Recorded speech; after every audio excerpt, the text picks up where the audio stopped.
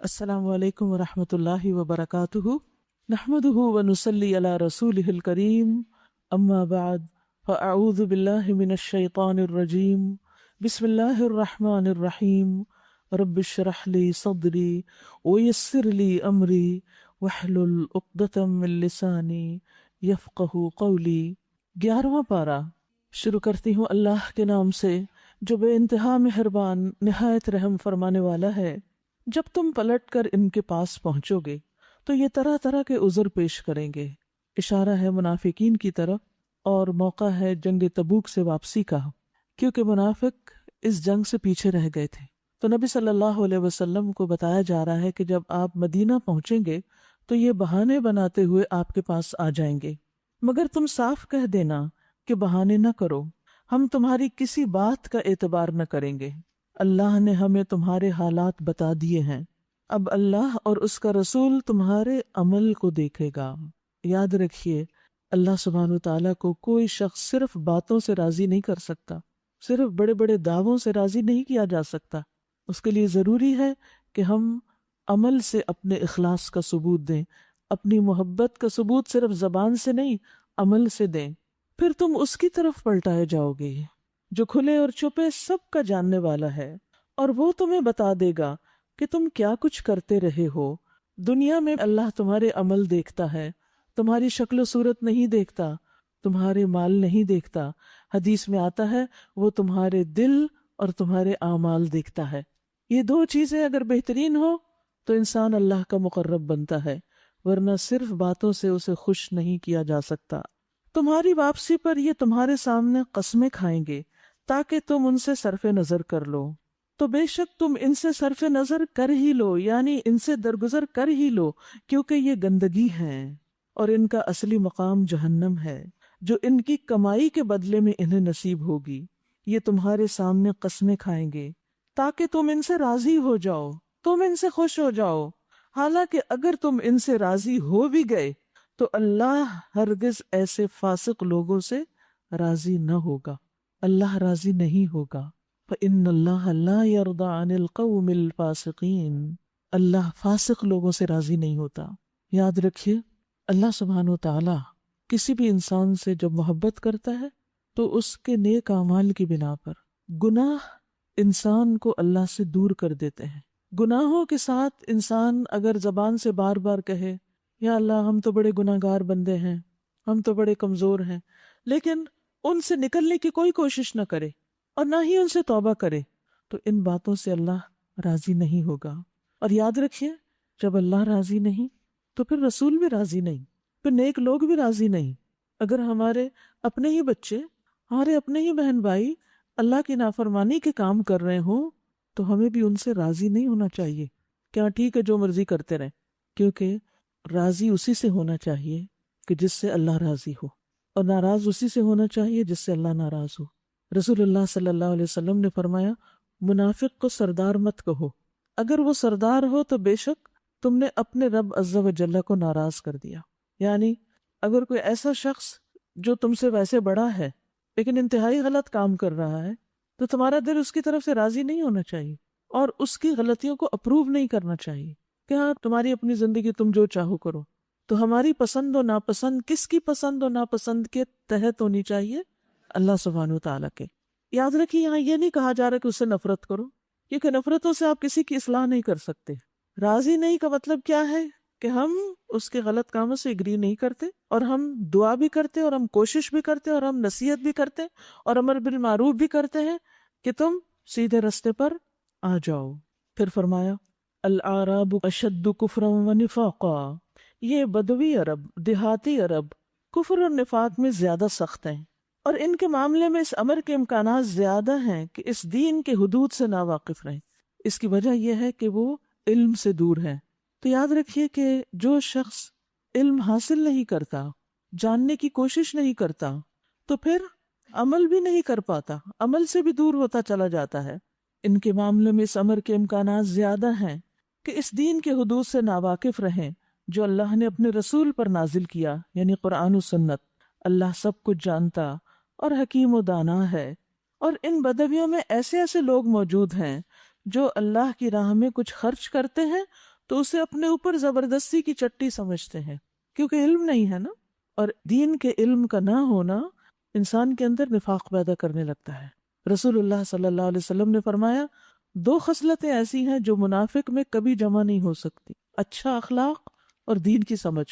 یعنی منافق کے اندر 2 بڑی خامیاں ہیں، ایک یہ کہ وہ بد اخلاق ہوتا ہے، اور دوسرے دین کی سمجھ نہیں ہوتی۔ اسی لیے جب اللہ کے راستے میں کچھ دینے کا وقت آتا ہے، خرچ کرنے کا وقت آتا ہے، تو وہ کہتے ہیں یہ تو ہم پہ جرمانہ ہے اور تمہارے حق میں زمانے کی گردشوں کا انتظار کر رہے ہیں، حالانکہ بدی کا چکر خود انہی پر مسلط ہے اور اللہ سب کچھ سنتا اور جانتا ہے۔ اور انہی بدویوں میں کچھ ایسے لوگ بھی ہیں جو اللہ اور روز آخر پر ایمان رکھتے ہیں، یعنی سب دیہاتی، سب بدوی، سب بدو ایک جیسے نہیں، ان میں سے کچھ علم بھی رکھتے ہیں، عمل بھی کرتے ہیں، ایمان رکھتے ہیں، اور جو کچھ خرچ کرتے ہیں اسے اللہ کے ہاں تقرب کا اور رسول کی طرف سے رحمت کی دعائیں لینے کا ذریعہ بناتے ہیں۔ نبی صلی اللہ علیہ وسلم کے پاس جب کوئی صدقہ لے کر آتا تھا تو آپ اس کے لیے دعا کیا کرتے تھے، ہاں وہ ضرور ان کے لیے تقرب کا ذریعہ ہے اور اللہ ضرور ان کو اپنی رحمت میں داخل کرے گا، یقیناً اللہ درگزر کرنے والا اور رحم فرمانے والا ہے۔ ماحول کیسا بھی کیوں نہ ہو، لیکن جس شخص کے اپنے اندر شوق ہوتا ہے وہ اپنے لیے کوئی نہ کوئی راستہ بنا لیتا ہے۔ ایک ہی ماحول میں رہنے والے کچھ لوگ صرف ماحول کا رونا روتے رہتے ہیں اور کچھ نہیں کرتے، اور اسی ماحول کے اندر کچھ اور لوگ اچھی باتیں جاننے کے شوقین ہوتے ہیں اور اس کے لیے وہ بھاگ دوڑ کرتے ہیں، اور پھر وہ ان کو جان کر ان پہ عمل بھی کرتے ہیں، جیسے یہ بدویوں کی دوسری قسم ہے۔ والسابقون الأولون من المهاجرين والأنصار والذين اتبعوهم بإحسان رضي الله عنهم ورضوا عنه وأعد لهم جنات تجري تحتها الأنهار خالدين فيها أبدا ذلك الفوز العظيم۔ وہ مہاجرین و انصار جنہوں نے سب سے پہلے دعوت ایمان پر لبیک کہنے میں سبقت کی، نیز وہ جو بعد میں راست بازی کے ساتھ احسان کے ساتھ ان کے پیچھے آئے، اللہ ان سے راضی ہوا اور وہ اللہ سے راضی ہوئے۔ اللہ نے ان کے لیے ایسے ایسے باغ مہیا کر رکھے ہیں جن کے نیچے نہریں بہتی ہوں گی اور وہ ان میں ہمیشہ رہیں گے، یہی عظیم الشان کامیابی ہے، سب سے بڑی کامیابی یہی ہے۔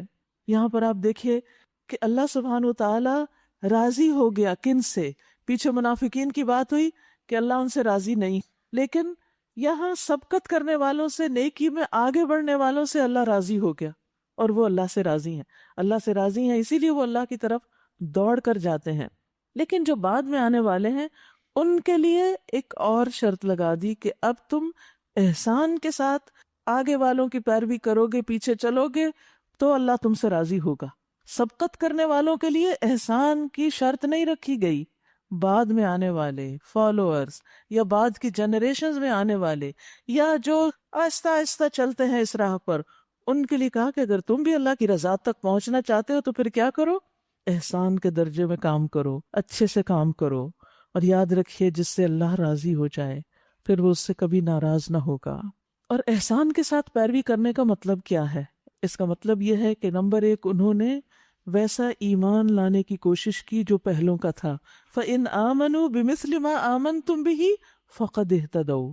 پھر اسی طرح اطاعت میں ان کی پیروی کرتے رہے، صراط الذین انعمت علیہم۔ ہمیں بھی وہ راستہ چاہیے۔ ان کے دل کے اندر بھی یہی شوق تھا کہ ہم بھی ان پہلوں کی طرح ہو جائیں۔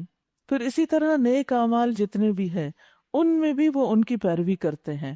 آج آپ دیکھیے جب ہم صحابہ اور صحابیات کے حالات پڑھتے ہیں تو پھر ہمارا دل کیا چاہتا ہے کہ ہم بھی کچھ تو کریں جو انہوں نے کیا تھا۔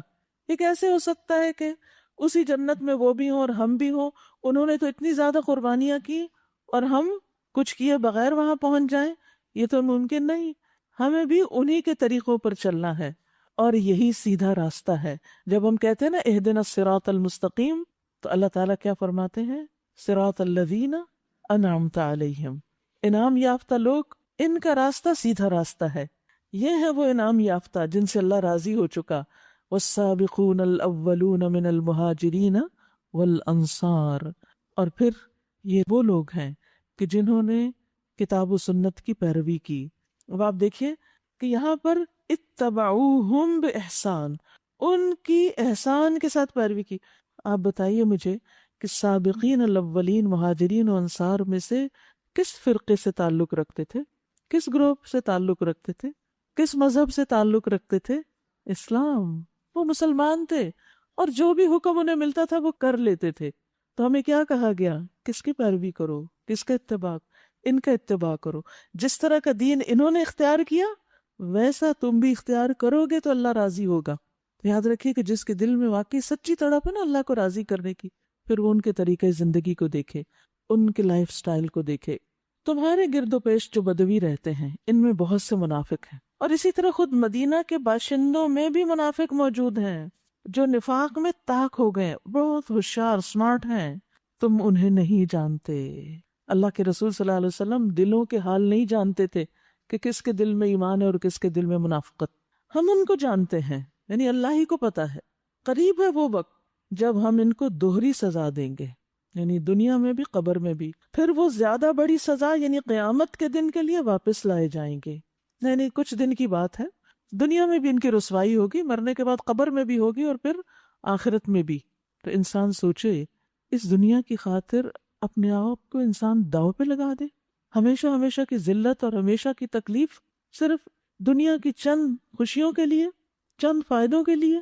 انسان رک کے سوچے تو صحیح کہ میں جس چیز کے لیے بھاگ دوڑ کر رہا ہوں یہ میری آخرت میں کتنی کام آنے والی ہے، مجھے کیا فائدہ پہنچانے والی ہے۔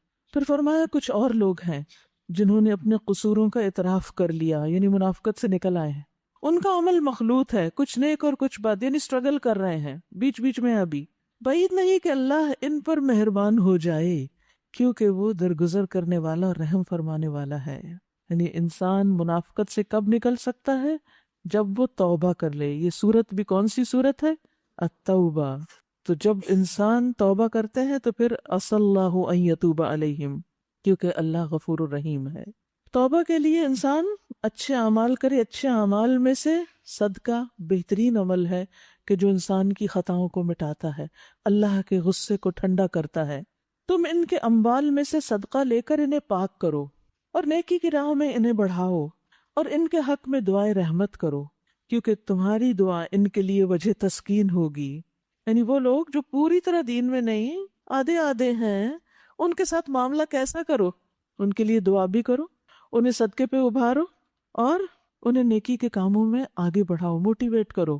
لیکن ہمیں سمجھ میں نہیں آتا کہ کس سے کیا معاملہ کریں۔ ہم چاہتے ہیں ایک ہی دن میں سب ٹھیک ہو جائے اور سب اعلیٰ درجے کے مسلمان بن جائے۔ نہیں، ہر ایک کے حالات فرق ہوتے ہیں۔ کچھ لوگ تو سابقین ہوتے ہیں، وہ دوڑ لگا کے آگے چلے جاتے ہیں، اور کچھ لوگ ان کو دیر تک سٹرگل کرنی پڑتی ہے۔ تو ایسے لوگ جو سٹرگل کر رہے ہوں، ملے جلے اعمال کر رہے ہوں، ان کے لیے دعائیں کرو، ان کو صدقے کی ترغیب دو، اور اللہ سب کچھ سنتا اور جانتا ہے۔ کیا ان لوگوں کو معلوم نہیں کہ وہ اللہ ہی ہے جو اپنے بندوں کی توبہ قبول کرتا ہے؟ وہ ان کا بھی رب ہے اور ان کی خیرات قبول کرتا ہے۔ یعنی گناہوں کے باوجود اگر کوئی شخص اللہ کے راستے میں مال خرچ کرتا ہے تو اللہ تعالیٰ اس کو قبول کر لیتے ہیں۔ اور یہ کہ اللہ بہت معاف کرنے والا اور رحیم ہے۔ اور اے نبی صلی اللہ علیہ وسلم ان سے کہہ دیجئے کہ تم عمل کرو، وَقُلْ اعْمَلُوا فَسَيَرَى اللَّهُ عَمَلَكُمْ وَرَسُولُهُ وَالْمُؤْمِنُونَ، اللہ اور اس کا رسول اور مومنین سب دیکھیں گے کہ تمہارا عمل اب کیسا ہے۔ خالص منافقین سے بھی کہا گیا کہ عمل کر کے دکھاؤ، اور اب بیچ بیچ کے لوگوں سے بھی کیا کہا گیا؟ عمل کر کے دکھاؤ، تمہارا عمل دیکھا جائے گا، اس پر فیصلہ ہوگا، کیونکہ قیامت کے دن انسان کے درجات اسی کے مطابق ہوں گے جو وہ عمل کر کے لائے ہوں گے۔ وَلِكُلٍّ دَرَجَاتٌ مِّمَّا عَمِلُوا، پھر تم اس کی طرف پلٹائے جاؤ گے جو کھلے اور چھپے سب کو جانتا ہے، اور وہ تمہیں بتائے گا کہ تم کیا کرتے رہے ہو۔ یعنی اللہ کے پاس جب پہنچو گے تو تمہارے اعمال تمہیں دکھا دے گا۔ کچھ دوسرے لوگ ہیں جن کا معاملہ ابھی اللہ کے حکم پہ ٹھہرا ہوا ہے، چاہے انہیں سزا دے اور چاہے ان پر اثر نو مہربان ہو جائے، اللہ سب کچھ جانتا اور حکیم و دانا ہے۔ یاد رکھیے سورۃ توبہ سن 9 ہجری میں نازل ہوئی اور آخری صورتوں میں سے ہے۔ اس وقت نبی صلی اللہ علیہ وسلم نے دین کا ایک بڑا حصہ لوگوں تک پہنچا دیا تھا۔ آپ کی دعوت سننے کے بعد لوگوں کا طرز عمل کیا تھا؟ اس میں مختلف طرح کے لوگ تھے. کچھ تو سابقون الاولون تھے، کچھ بالکل ان کے اپوزٹ، کچھ درمیان کے لوگ، کچھ ایسے کہ جو اچھے اچھے کام بھی کرتے تھے لیکن کبھی کبھی ان سے غلطی ہو جاتی تھی. تو آپ اگر اس صورت کے موضوعات پر غور کریں تو مختلف گروہوں کا ذکر کر کر کے ان کا انجام بتایا گیا ہے کہ کس کے ساتھ معاملہ کیا ہوگا. کچھ اور لوگ ہیں جنہوں نے ایک مسجد بنائی اس غرض کے لیے کہ دعوت حق کو نقصان پہنچائیں، نیکی کے پردے میں دین کی بے کنی، دین کو نقصان دینا. منافقین کی طرف اشارہ ہے. جب نبی صلی اللہ علیہ وسلم تبوک کے لیے جا رہے تھے تو انہوں نے اس وقت اسی دوران ایک مسجد بنائی اور بہانہ یہ کیا کہ کچھ لوگ بوڑھے ہیں، بزرگ ہیں، بیمار ہیں، وہ سب مسجد قباء تک نہیں جا سکتے، اس لیے ہمیں اجازت دی جائے کہ ہم ایک الگ مسجد بھی بنا لیں.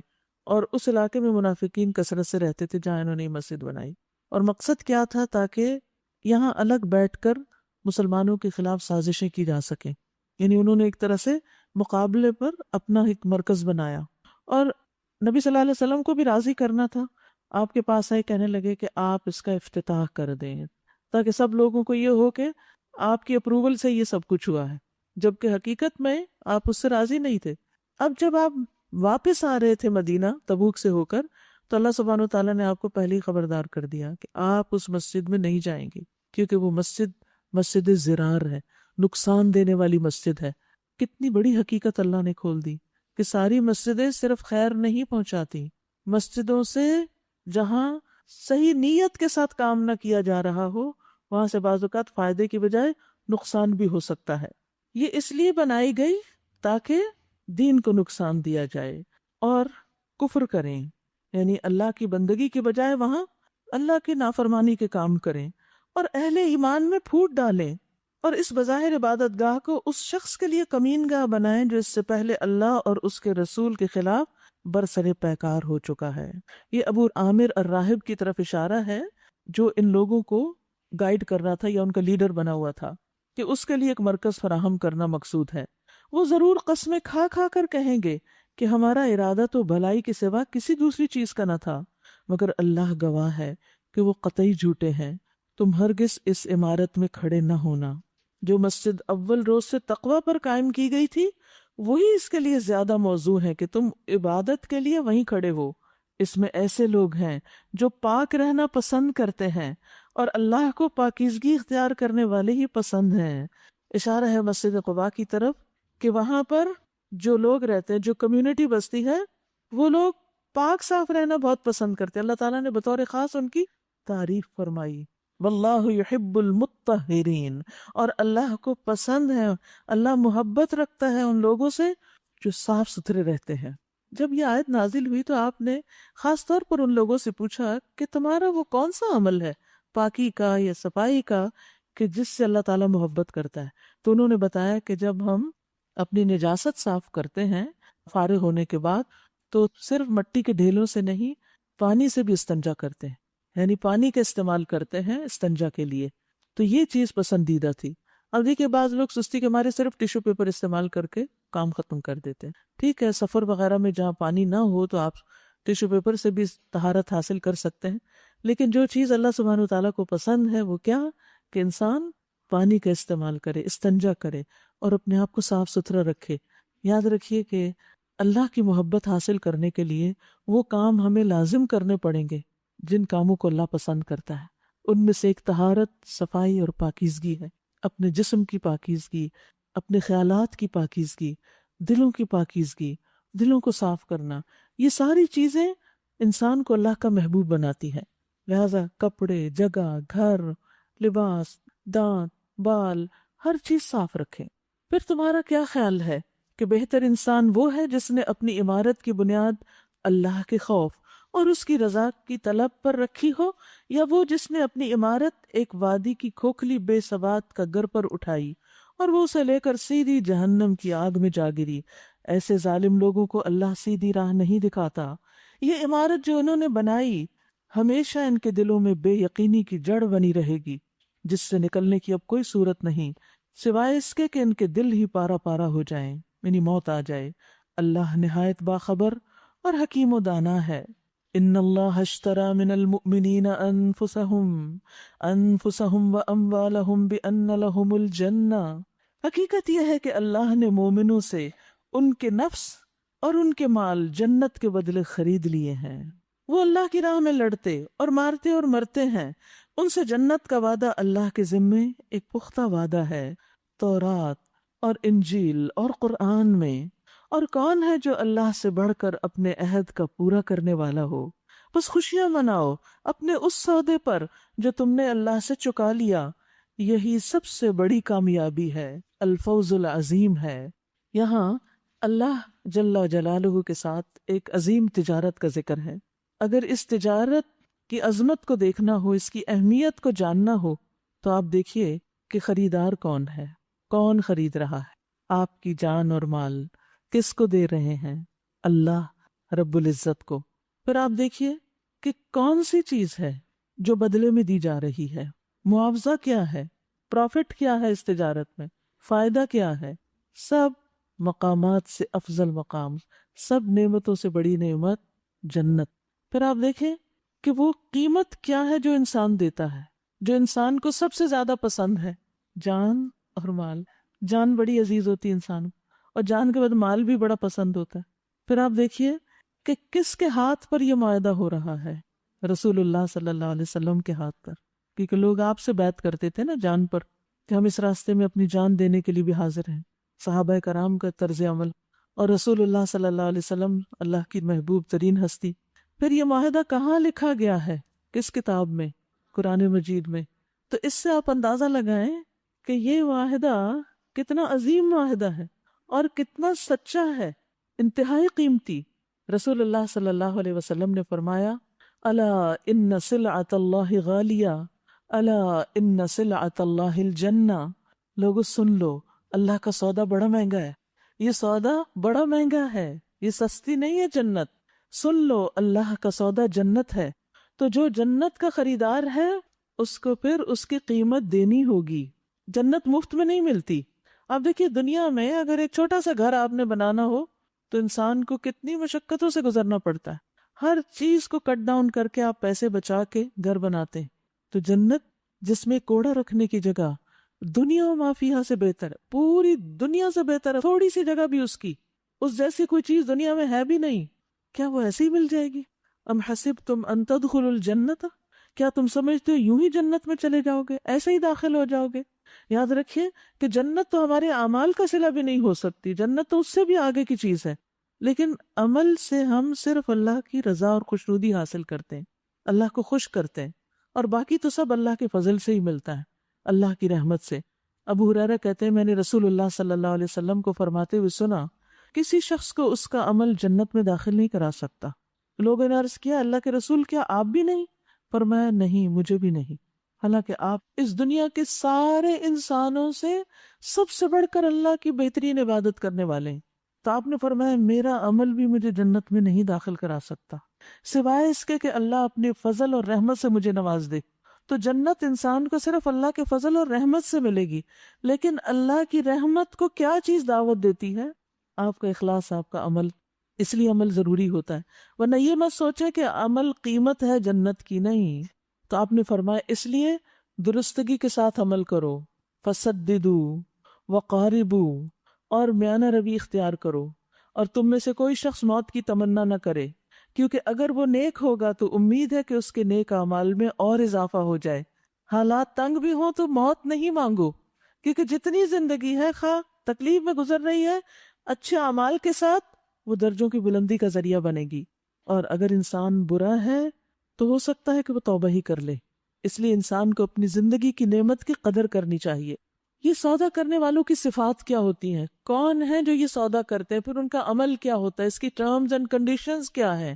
فرمایا التائبون، سب سے پہلی کنڈیشن توبہ، توبہ کرنے والے، اللہ کی طرف پلٹنے والے، اپنے گناہوں سے چھٹکارا پانے والے۔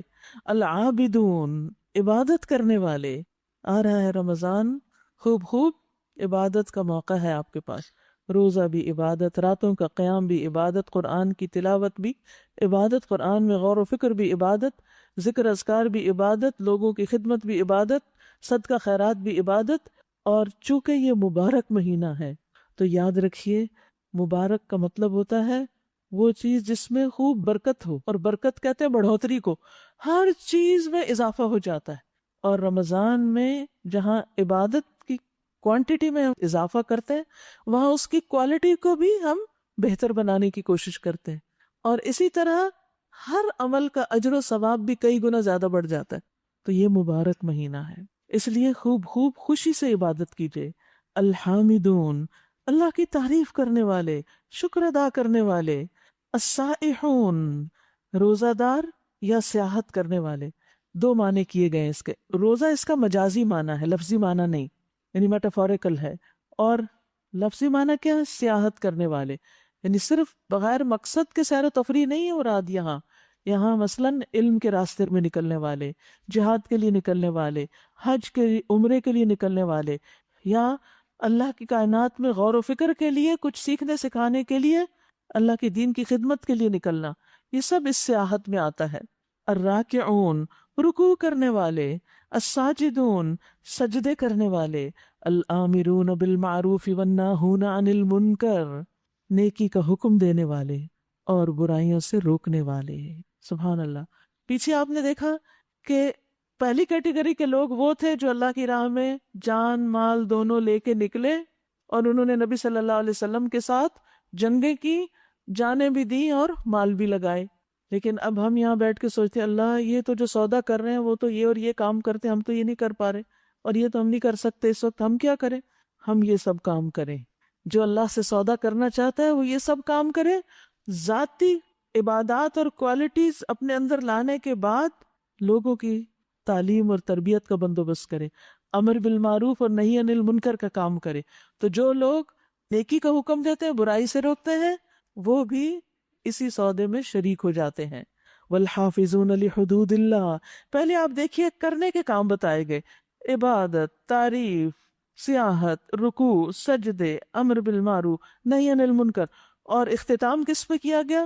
ساری حدود کی حفاظت، اعتدال کے ساتھ سارے کام، اور پھر حرام میں نہیں پڑنا، اللہ کی حدود کی حفاظت کرنی، جہاں جہاں اللہ نے روکا یا رک جاؤ وہاں رک جانا ہے، اس سے آگے نہیں بڑھنا۔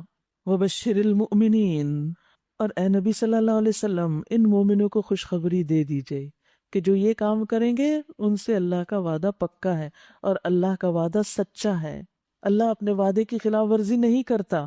لہٰذا یہ لسٹ اپنے سامنے رکھیے اور دیکھیے کہ ہمارے رکوع کیسے ہیں، سجدے کیسے ہیں۔ افسوس کے ساتھ کہنا پڑتا ہے بعض لوگوں کو صحیح رکوع کی پوزیشن بھی نہیں پتا، نمازیں ٹھیک نہیں ہیں۔ پہلی فرصت میں نماز صحیح کرنے کی کوشش کریں، سارے اس کے جو آداب اور شرائط اور سنن اور واجبات اور فرائض اس میں، ان سب کو صحیح کریں۔ اور اس کے لیے ایک کتاب میں نے یہاں رکھی تھی، نماز نبوی، میں نے اس کتاب کو کئی دفعہ بس ایک ایک صفحہ کر کے تھوڑا تھوڑا کر کے پڑھا ہے کہ یہ کیا حکم ہے، میں نے کر لیا کہ نہیں، اپنے آپ کو چیک کرتے رہیں، کیونکہ ہم پڑھ کے پھر بھول جاتے ہیں نا۔ تو عمل کے لیے ہر سٹیپ کو اس کو پڑھیں۔ اس کے لیکچرز بھی اگر چیزیں سمجھ نہ آئے تو اس میں مزید ڈیٹیل بھی ہے، وہ بھی آپ ویب سائٹ سے سن سکتے ہیں۔ تو یاد رکھیے کہ یہاں پر عبادت کے بعد خصوصاً پھر رکوع سجدے کا ذکر ہے، اور آپ یاد رکھیے کہ رمضان میں ہم سب سے زیادہ رکوع اور سجدے کرتے ہیں۔ تو رکوع کے لیے پوزیشن درست کیجئے، یعنی جب آپ کھڑے ہو تو آپ کی کمر اس طرح ہونی چاہیے، اسٹریٹ، بالکل برابر، ہموار، کے اوپر کچھ رکھے تو وہ گرے نہیں، ٹھیک ہے؟ اور سجدہ جو ہے وہ بھی پراپر طریقے سے کریں۔ کچھ لوگ ایسے بازو لمبے کر لیتے ہیں، تو حدیث میں واضح طور پر آتا ہے کہ کتے کی طرح بازو نہ پھیلائے جائیں، کیونکہ اس طرح جب ہم سجدہ کرتے ہیں تو یہ لگتا ہے لیٹ ہی گئے ہیں زمین پر۔ سجدہ اس طرح کریں کہ واقعی محسوس ہو کہ پیشانی اور ناک بھی زمین پہ لگ رہا ہے۔ کچھ لوگ جلدی سے سجدہ کر کے اٹھ جاتے ہیں، ناک زمین پہ ہی نہیں لگتا، سجدہ نہیں ہوتا۔ تو ان چیزوں کا بھی دھیان رکھیے۔ نبی صلی اللہ علیہ وسلم کو اور ان لوگوں کو جو ایمان لائے زیبا نہیں کہ مشرکین کے لیے مغفرت کی دعا کریں، یعنی شرک کی حالت میں جو فوت ہو جائیں ان کے لیے دعا نہیں کر سکتے، چاہے وہ ان کے رشتہ داری کیوں نہ ہوں، جبکہ ان پہ یہ بات کھل چکی کہ وہ جہنم کے مستحق ہیں۔ ابراہیم علیہ السلام نے اپنے باپ کے لیے جو دعائیں مغفرت کی تھی وہ اس وعدے کی وجہ سے تھی جو اس نے اپنے باپ سے کیا تھا، مگر جب اس پر یہ بات کھل گئی کہ اس کا باپ اللہ کا دشمن ہے تو وہ اس سے بیزار ہو گیا۔ حق یہ ہے کہ ابراہیم علیہ السلام بڑے رقیق القلب اور بہت بردبار انسان تھے، بہت درد مند، آہیں بھرنے والے، بہت تحمل والے تھے، ہر ایک کی خیر خواہی کرتے تھے۔ تو یاد رکھیے ہمیں اپنی پسند و ناپسند کو اللہ کی پسند کے تابع کرنا ہے. جس سے وہ راضی ہم بھی اس سے راضی، جس سے وہ ناراض ہم بھی اس سے ناراض، جس کا وہ دوست ہم بھی اس کے دوست. اللہ کے ولیوں سے دشمنی نہیں کرنی، اور جس کا وہ دشمن ہم بھی اس سے عداوت رکھتے ہیں. یہ واضح ہے. اور پھر جس کے لیے دعا کرنے سے منع کر دیا، ہم اللہ سے بڑھ کے مہربان نہیں ہیں. اللہ اپنے بندوں پر سب سے زیادہ مہربان ہے.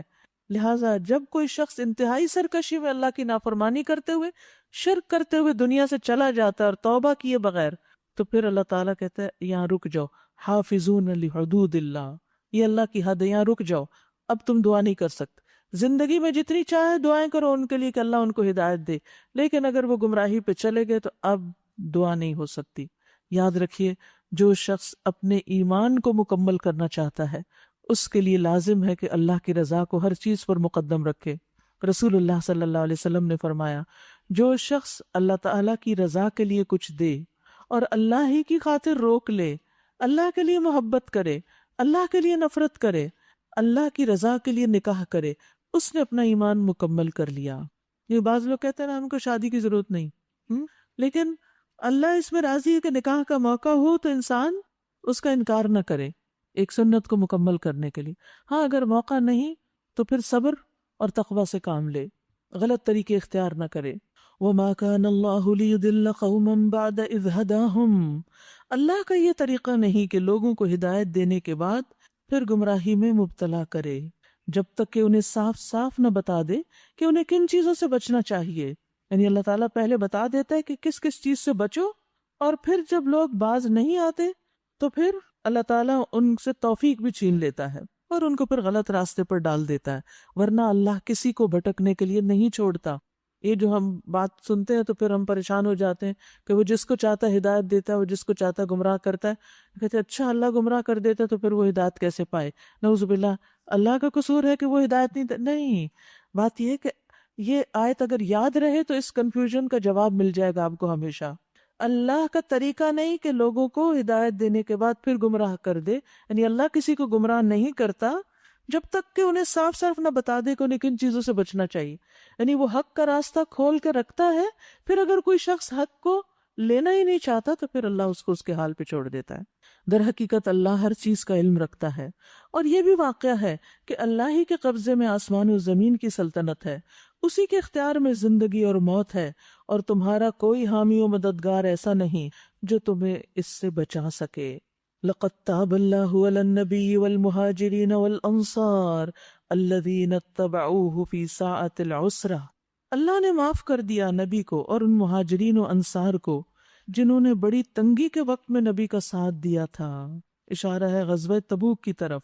اگرچہ ان میں سے کچھ لوگوں کے دل کجی کی طرف مائل ہو چلے تھے، یعنی وہاں جانے سے جی چرانے لگے تھے، مگر جب انہوں نے اپنے دل کی نہیں مانی بلکہ نبی کا ساتھ دیا تو اللہ نے انہیں معاف کر دیا، ان کی کوششوں پر انہیں بخش دیا. انہ بہم رؤوف الرحیم، بے شک اس کا معاملہ ان لوگوں کے ساتھ شفقت و مہربانی کا ہے. یہاں پر ساعت الاسرہ کی بات ہے، تنگی کا وقت، تنگی کی گھڑی، مصیبت کے اوقات، پریشانی کا وقت. کبھی گزرا آپ پر؟ پھر کیا کرتے ہیں اس وقت؟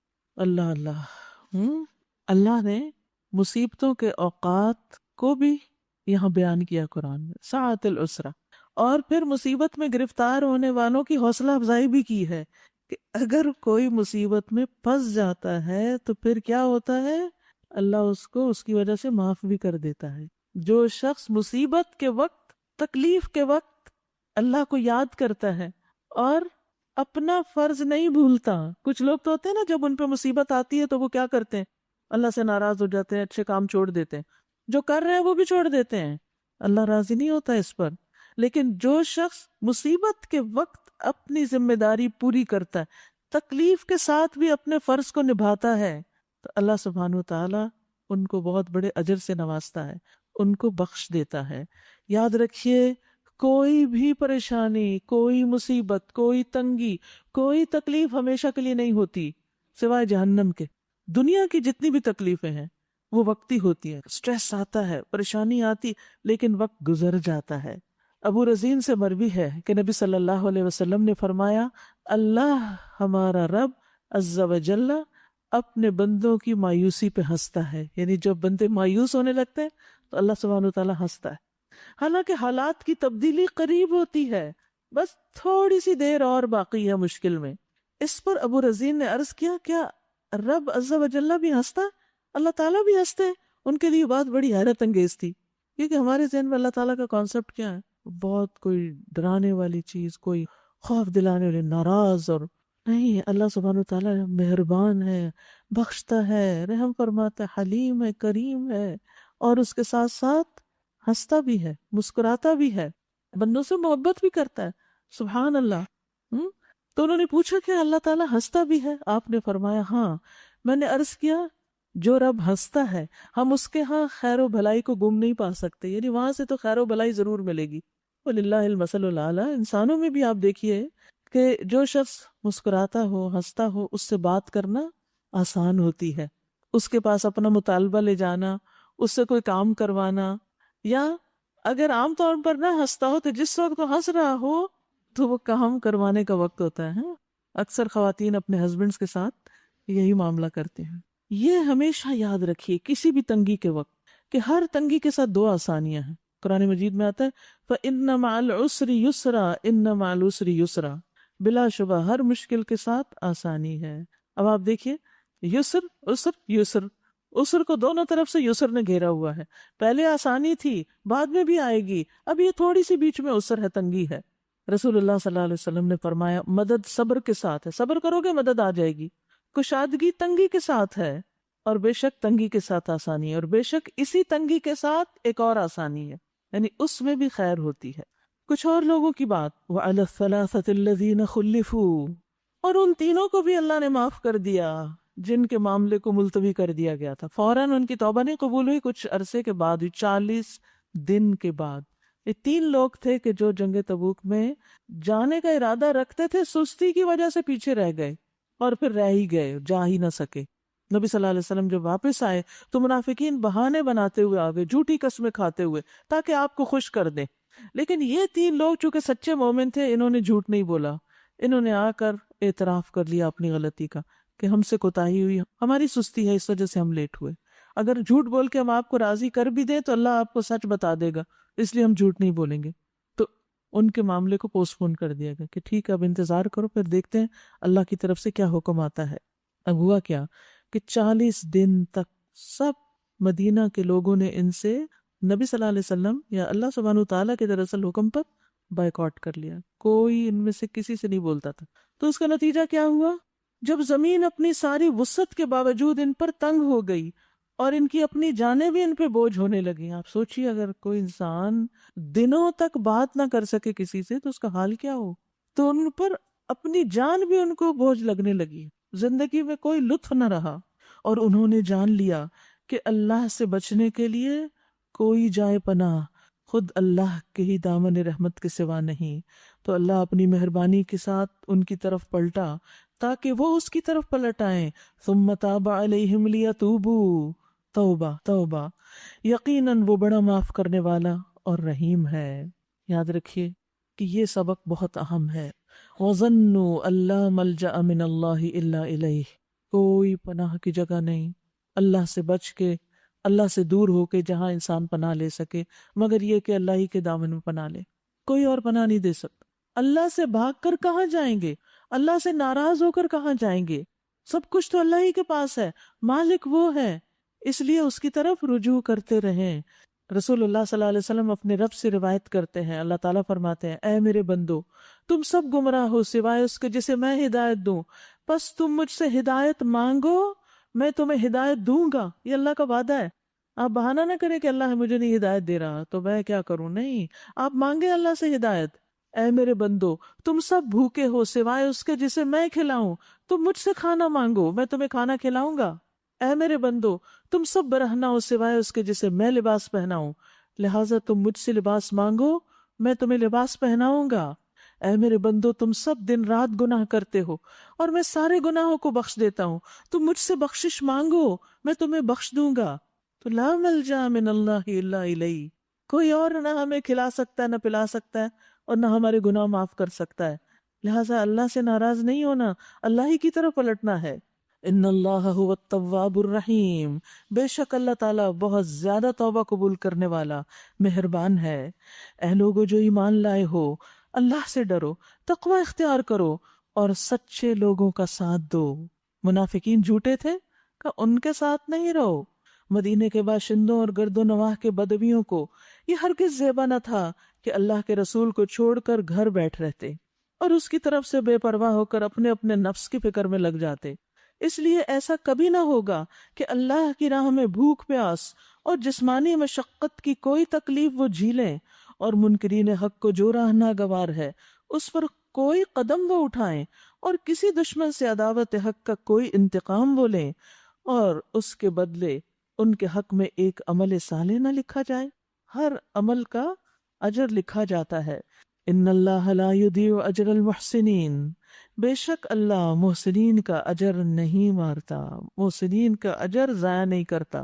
یاد رکھیے اللہ سبحانہ تعالیٰ نے بندے کو جن اعمال کا حکم دیا ہے، اگر ان کے ساتھ کچھ مشقت بھی ہے، جیسے نماز کھڑے ہونے میں تھک جائیں گے آپ لمبے قیام میں، تراویح وغیرہ میں، جب رات میں انسان ویسے ہی تھکاوٹ کا شکار ہو جاتا ہے دن بھر کے روزے کے بعد، تو اس وقت یاد رکھیے کہ اجر بھی اتنا ہی زیادہ ہے، یعنی جتنی مشقت اتنا زیادہ اجر. تو اس لیے انسان کو اگر تھکاوٹ ہو یا کوئی تکلیف ہو تو اجر پہ نظر رکھ کے اس کام کو کرتے جانا چاہیے. حضرت عائشہ سے روایت ہے رسول اللہ صلی اللہ علیہ وسلم نے ان سے ان کے عمرے کی ادائیگی کے دوران فرمایا، تمہارے لیے تمہاری تھکاوٹ اور تمہارے خرچ کرنے کے مطابق ثواب ہے. ہو سکتا ہے انہوں نے بیچ میں کہا ہو میں تھک گئی ہوں، جسے ہم صحیح کرتے ہوئے زبان سے نہ بھی کہیں تو اپنے حال سے کہہ رہے ہوتے ہیں ہم تھک گئے ہیں. تو اگر کسی کے ساتھ اکٹھے عمرہ کر رہے ہو تو ان کو کہیں کوئی بات نہیں، جتنی زیادہ تھکاوٹ ہے اتنا زیادہ اجر ہے. تو اس لیے خوشی سے اس تھکاوٹ کو برداشت کریں. اور اسی طرح خرچ کہ بعض اوقات انسان کہتا ہے اوہ اتنی مہنگی ٹکٹ ہو گئی، یہاں بھی خرچ کرو وہاں بھی کرو، یا کوئی بھی کام، تو اس میں انسان سوچے کہ سب اللہ کے راستے میں ہے.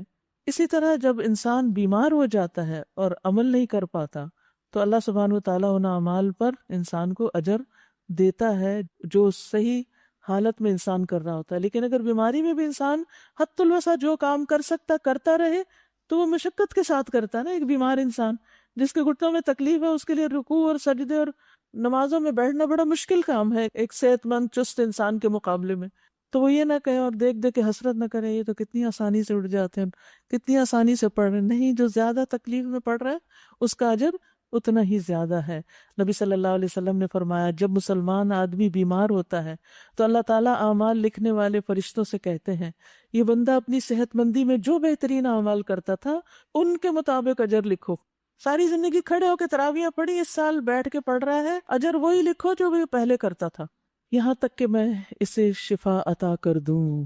جب تک بیمار ہے، ڈزنٹ میٹر 5-10 سال بیمار ہے، جب تک ٹھیک نہیں ہوتا کوئی بات نہیں، کیونکہ اللہ محسنین کا اجر نہیں مارتا. یہ پہلے بہت اچھے کام کرتا رہا ہے، اب اگر نہیں کر پا رہا تو اس لیے نہیں کہ اس نے شکر کیا ہے کہ اچھا میں اب آزاد ہو گیا، یہ اب بھی دل سے غمگین ہے. آپ سوچیں جو لوگ بھاگ بھاگ کے نیکیاں کرتے رہے ہوں زندگی میں، جب وہ نہیں کر پاتے تو ان کے دل کتنے دکھی ہوتے ہیں. تو وہ دکھ اور وہ آنسو وہ اللہ کو بڑے عزیز ہیں. ایسے لوگ محسنین ہیں، اللہ ان کا اجر ضائع نہیں کرتا. پھر اللہ تعالیٰ نیت پر بھی اجر دیتا ہے. مثلاً آپ کسی کو کوئی اچھا کام کرتے ہوئے دیکھتے ہیں اور آپ سوچتے ہیں اچھا مجھے موقع ملا تو میں بھی ضرور کروں گی، ابھی تو حالات اجازت نہیں دے رہے، ذرا وقت بدلے تو میں دیکھیں کیا کرتی ہوں. یہ نیت جو ہے اس پر بھی اجر لکھا جاتا ہے. اسی طرح یہ کبھی نہ ہوگا کہ وہ اللہ کی راہ میں تھوڑا یا بہت کوئی خرچ اٹھائیں اور کوئی وادی وہ پار کریں اور ان کے حق میں اسے لکھ نہ لیا جائے تاکہ اللہ ان کے سچے کارنامے کا صلہ انہیں عطا کرے. وما كان المؤمنون لينفروا كافة فلولا نفر من كل فرقة منهم طائفة ليتفقهوا في الدين ولينذروا قومهم اذا رجعوا الیہم لعلہم یحذرون. اور کچھ ضروری نہ تھا کہ اہل ایمان سارے کے سارے ہی نکل کھڑے ہوتے. پیچھے چونکہ جہاد کی بہت تلقین کی گئی، تاکید کی گئی، تو اب آئندہ سے لوگ بہت محتاط ہو گئے کہ اگر ہم پیچھے رہے تو کہیں ہمارا نام منافقین میں نہ لکھا جائے، ہم ضرور نکلیں گے. تو اس موقع پر پھر فرمایا کہ ضروری نہیں کہ سب ہی نکل جائے ایک کام کو، مگر ایسا کیوں نہ ہوا کہ ان کی آبادی کے ہر حصے میں سے کچھ لوگ نکل کر آتے اور دین کی سمجھ پیدا کرتے، کچھ لوگ باہر کے کام کریں اور کچھ لوگ اندر رہ کے کام کریں، اور واپس جا کر اپنے علاقے کے باشندوں کو خبردار کرتے تاکہ وہ بھی بچتے، یعنی گناہوں سے بچتے، نیک عمل کرتے۔ اس میں ایک بہت زبردست ہدایت دی گئی ہے، اور وہ کیا ہے کہ مسلمانوں کی ہر بستی میں سے ایسے لوگ ضرور نکلنے چاہیے جو نکل کر دین سیکھیں، دین کی خاطر سیاحت کریں، علم کی خاطر سفر کریں، کیونکہ سب لوگ تو اپنی بستیاں چھوڑ کے نہیں جا سکتے، اور وہ سیکھ کر آئیں اور باقی جو پیچھے لوگ ہیں ان کو آ کے سکھائیں تاکہ ان تک بھی دین کا علم پہنچے۔ ایک اور بڑی اہم بات یہ یہاں پتہ چل رہی ہے، وہ یہ ہے کہ عقل مند انسان وہ ہوتا ہے، یا عقل مند قوم وہ ہوتی ہے جو اپنی مختلف مصلحتوں کے لیے ان کی صلاحیتوں کے مطابق لوگوں کو مختلف کاموں کے لیے تیار کرتی۔ سب لوگ ایک ذہن، ایک حافظے، ایک قوت کے نہیں ہوتے، اس لیے لوگوں کو ان کی صلاحیت کے مطابق کام دینا چاہیے، اور جو شخص جہاں جس درجے میں بھی اپنی کیپیسٹی میں اللہ کے دین کی خاطر کوئی بھی کام کر رہا ہے، اس کا اجر اسی میں سے ہے اگر وہ اخلاص نیت کے ساتھ کر رہا ہے۔ اب یہاں دیکھیں کتنی زبردست تقسیم کر دی گئی کہ اگر تم سارے نکل جاؤ گے تو پھر یہ کام کون کرے گا؟ تو سب لوگ نکلے نہیں، اور سب لوگ پڑھنے نہ بیٹھ جائیں، جو پڑھ چکے ہیں وہ واپس آ کے، جو لوگ باہر نکلے ہوئے تھے جب وہ واپس آئیں تو ان کو بھی سکھائیں، اور اپنے اپنے علاقوں میں بھی جا کے سکھائیں۔ الہدا جب قائم ہوا تھا تو اسی آیت نے مجھے موٹیویٹ کیا تھا کہ کیوں نہ ایک ایسی جگہ بنائی جائے جہاں پر ہر جگہ سے کچھ لوگ آ کر پڑھیں اور پھر واپس جا کر اپنے اپنے علاقے کے لوگوں کی سہولت کے مطابق ان کو سکھائیں۔ اور یہاں آپ دیکھیں کہ کتنی زبردست ہمیں مینجمنٹ کا اصول سکھایا جا رہا ہے، اس میں بہت باریک نکتہ ہے اس کے اندر، کہ اگرچہ راستے الگ ہیں، رجحانات الگ ہیں، خواہشات اور صلاحیتیں الگ ہیں، مقصد ایک ہے، کام جدا جدا ہیں، تو ہر ایک کو اس میں اس کے اخلاص اور محنت کے مطابق اجر ملے گا۔ اور یہ صرف دین کے معاملے میں نہیں بلکہ ہر معاملے میں ہمیں دیکھنا چاہیے۔ ایک گھر میں رہنے والے سارے لوگ ایک ہی کام نہیں کر سکتے، ماں کا رول کچھ اور ہوتا ہے، بچوں کا کچھ اور ہوتا ہے، اسی طرح شوہر کا کچھ اور ہے۔ تقسیم کار بہت ضروری ہے، تقسیم کار، ورک کی پراپر ڈویژن کرنا، اور کسی کے کام کو حقیر نہ سمجھنا۔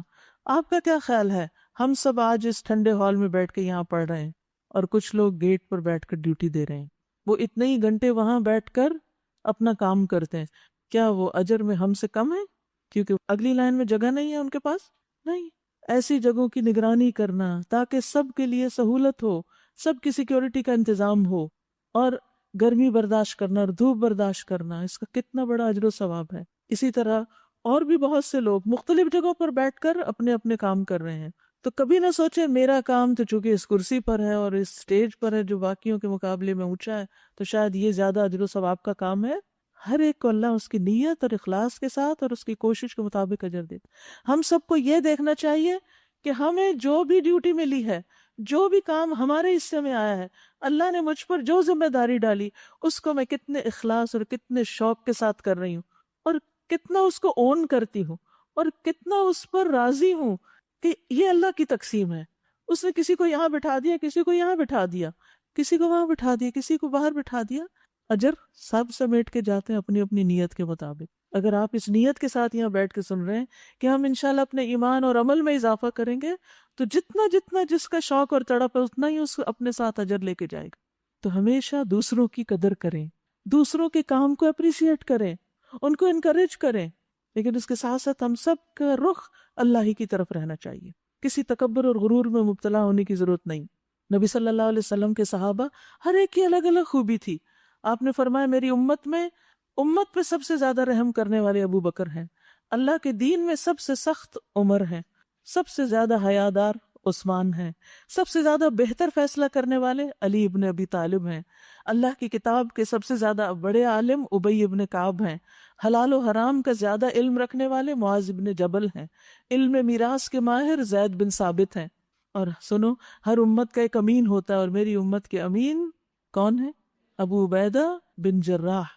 تو آپ نے اپنے صحابہ کی ڈفرنٹ کوالٹیز کی تعریف کی یہی حال آپ کے بچوں کا بھی ہے. ہر وقت بچوں کو کمپیئر کرتے رہتے، دیکھو بڑا بھائی کہاں پہنچ گیا، کیا کر رہا ہے، اور چھوٹے بیچارے کی تو شامت ہی رہتی ہے. میرے والد کہا کرتے تھے سگ باش برادر خرد نباش، فارسی کا ایک محاورہ ہے، کتا بن جاؤ چھوٹا بھائی نہ بنو، کیونکہ ہر ایک کی بچاڑ اس پر ہوتی، سب اسی کو کریکٹ کر رہے ہوتے ہیں، خود اپنی غلطیاں بھول جاتے ہیں. لیکن یاد رکھیے کہ ہر بچہ فرق ہے، اس کو اس کے مطابق ٹریٹ کریں. بہترین تربیت آپ صرف اس وقت کر سکتے ہیں، کبھی منہ سے بھول کے بھی نہ نکالے دیکھو بھائی کیا کر رہا ہے، دیکھو کزن کیا کر رہا ہے، دیکھو تمہارا دوست کیا کر رہا ہے، تم نکمے، تم کچھ نہیں کر رہے. اس سے پھر ان کے اندر سے وہ کانفیڈنس ختم ہو جاتا ہے، وہ بیچارے انگزائٹی کا شکار ہو جاتے ہیں، کچھ نہیں کر پاتے. دعائیں کریں ان کے لیے، سپورٹ کریں، کاؤنسلنگ کریں، ان کا کانفیڈنس بڑھائیں، ان سے محبت کریں. اور اگر ان کو باپ سے ڈانٹ پڑ بھی جائے نا تو ایک طرف ہو کے کہیں میں تمہارے ساتھ ہوں، ڈونٹ وری. باپ ہے نا، وہ بھی خیر خواہی چاہتا ہے، باپ سے بھی بدظن نہ ہونے دے. تو اس سے آپ دیکھیں گے کہ بہت سی خیر انشاءاللہ نکلے گی.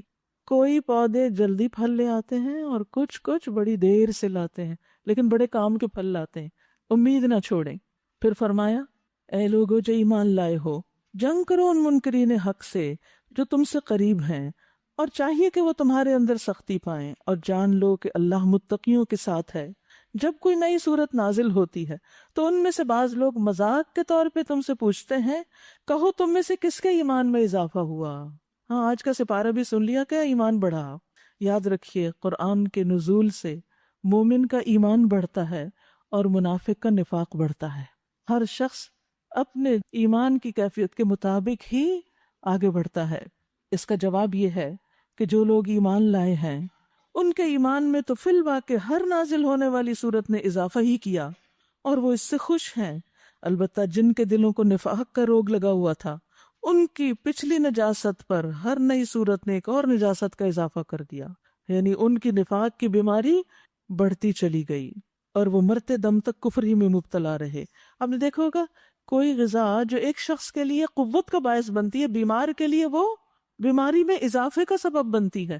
تو اسی طرح قرآن کی تعلیم کچھ لوگوں کے حق میں ایمان بڑھانے اور عمل میں آگے جانے کا سبب بنتی اور کچھ لوگوں کی بدعملی میں اور زیادہ مدد دیتی ہے. کیا یہ لوگ دیکھتے نہیں کہ ہر سال 1 یا 2 مرتبہ یہ آزمائش میں ڈالے جاتے ہیں، یعنی سال میں 1-2 بار مختلف طریقے سے آزمائے جاتے ہیں.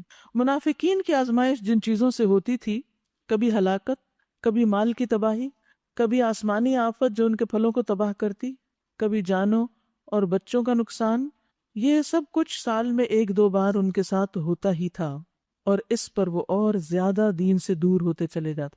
جو نقصان ہوتا اس پر دین کو ہی بلیم کرتے اور پیچھے چلے جاتے. تو اللہ سبحانہ تعالیٰ نے دنیا میں بھی ان کو وقتاً فوقتاً سزا دی، مگر اس پر بھی توبہ نہیں کرتے، نہ کوئی سبق لیتے ہیں. اللہ اکبر.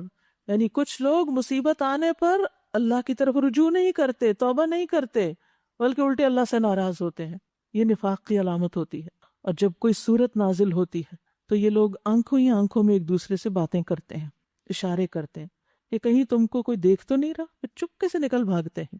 اللہ نے ان کے دل پھیر دیے کیونکہ یہ ناسمجھ لوگ ہیں. دیکھو تم لوگوں کے پاس ایک رسول آیا جو خود تم ہی میں سے ہے، تمہارا نقصان میں پڑنا اس پر شاق ہے، تمہاری فلاح کا وہ حریص ہے. اللہ اکبر. رسول اللہ صلی اللہ علیہ وسلم کے اندر شدید حرص تھی کہ تمہیں ہر طرح کی بھلائی پہنچے اور اس کے لیے پوری کوشش کرتے ہیں کہ تمہیں ایمان کی طرف رہنمائی ملے، اور کوئی تکلیف دہ چیز ہوتی ہے تو وہ تم سے ناپسند کرتے ہیں. ایمان لانے والوں کے لیے وہ شفیق الرحیم ہے، بالمؤمنین رؤوف الرحیم. نبی صلی اللہ علیہ وسلم بندوں کو آگ سے بچانے کی بھی حرص رکھتے تھے. آپ فرماتے ہیں کہ میں تمہیں کمر سے پکڑ پکڑ کے آگ سے روک رہا ہوں اور تم ہے کہ اس میں گرتے جا رہے ہو. امت کی خاطر آپ آرام بھی اپنا چھوڑ دیتے تھے. ایک دفعہ آپ قیلولہ کر رہے تھے، کسی کی وفات ہوئی تو لوگوں نے خود ہی جنازہ پڑھ کے دفن کر دی. بعد میں جب آپ تشریف لائے تو پتہ چلا کہ نماز جنازہ ہو چکی، تو آپ نے فرمایا کہ تم نے مجھے کیوں نہیں بتایا. پھر آپ اس کی قبر کے پاس پہنچے، آپ نے صف بندی کی اور اس پہ 4 تکبیریں کہیں. اتنے حریص تھے لوگوں کی نجات کے، بخشش کے، ان کے لیے دعائیں کرنے کے. آج جو لوگ دین کی تعلیم دیتے ہیں اور دین سکھاتے ہیں، کیا وہ بھی لوگوں کے لیے اتنی تڑپ رکھتے ہیں کہ ان کے لیے دعائیں کریں؟ کوئی ساتھی پیچھے رہ رہا ہے یا کچھ ہو رہا ہے تو اس کے لیے وہ بھی تڑپیں.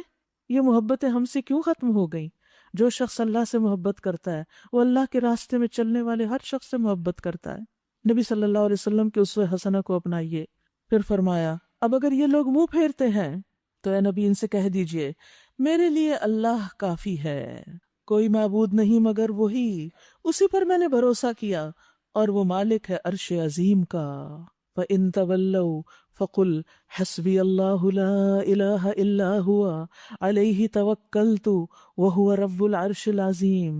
یہ کلمہ بہت تقویت دینے والا ہے، بہت زیادہ اطمینان دینے والا ہے، ہر طرح کی پریشانیوں میں کفایت کرنے والا ہے۔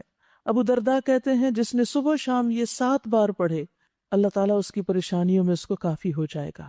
پھر اسی طرح آپ دیکھیے اگر لوگ منہ موڑ جائیں، لوگوں کی بے رخی ستائے، ہوتا ہے نا کہ زندگی میں بعض اوقات کوئی بہت اپنے قریب پیارے رشتہ دار، کبھی والدین، کبھی ہسبینڈ، کبھی بہن بھائی، کبھی دوست چھوڑ جاتے ہیں۔ آپ دیکھیے اس کا علاج ہے اس آیت میں، لوگوں کی بے وفائیوں کے بعد جو دکھ پہنچتے ہیں ان دکھوں میں مرہم رکھنے کے لیے یہ آیت بہت زبردست ہے۔ فَإِن تَوَلَّوْا، اگر لوگ منہ موڑ جاتے ہیں نا، چھوڑ جاتے ہیں تمہیں، تو کیا کہا کرو، حسبی اللہ لا الہ الا ہو، میرے لیے میرا اللہ کافی ہے۔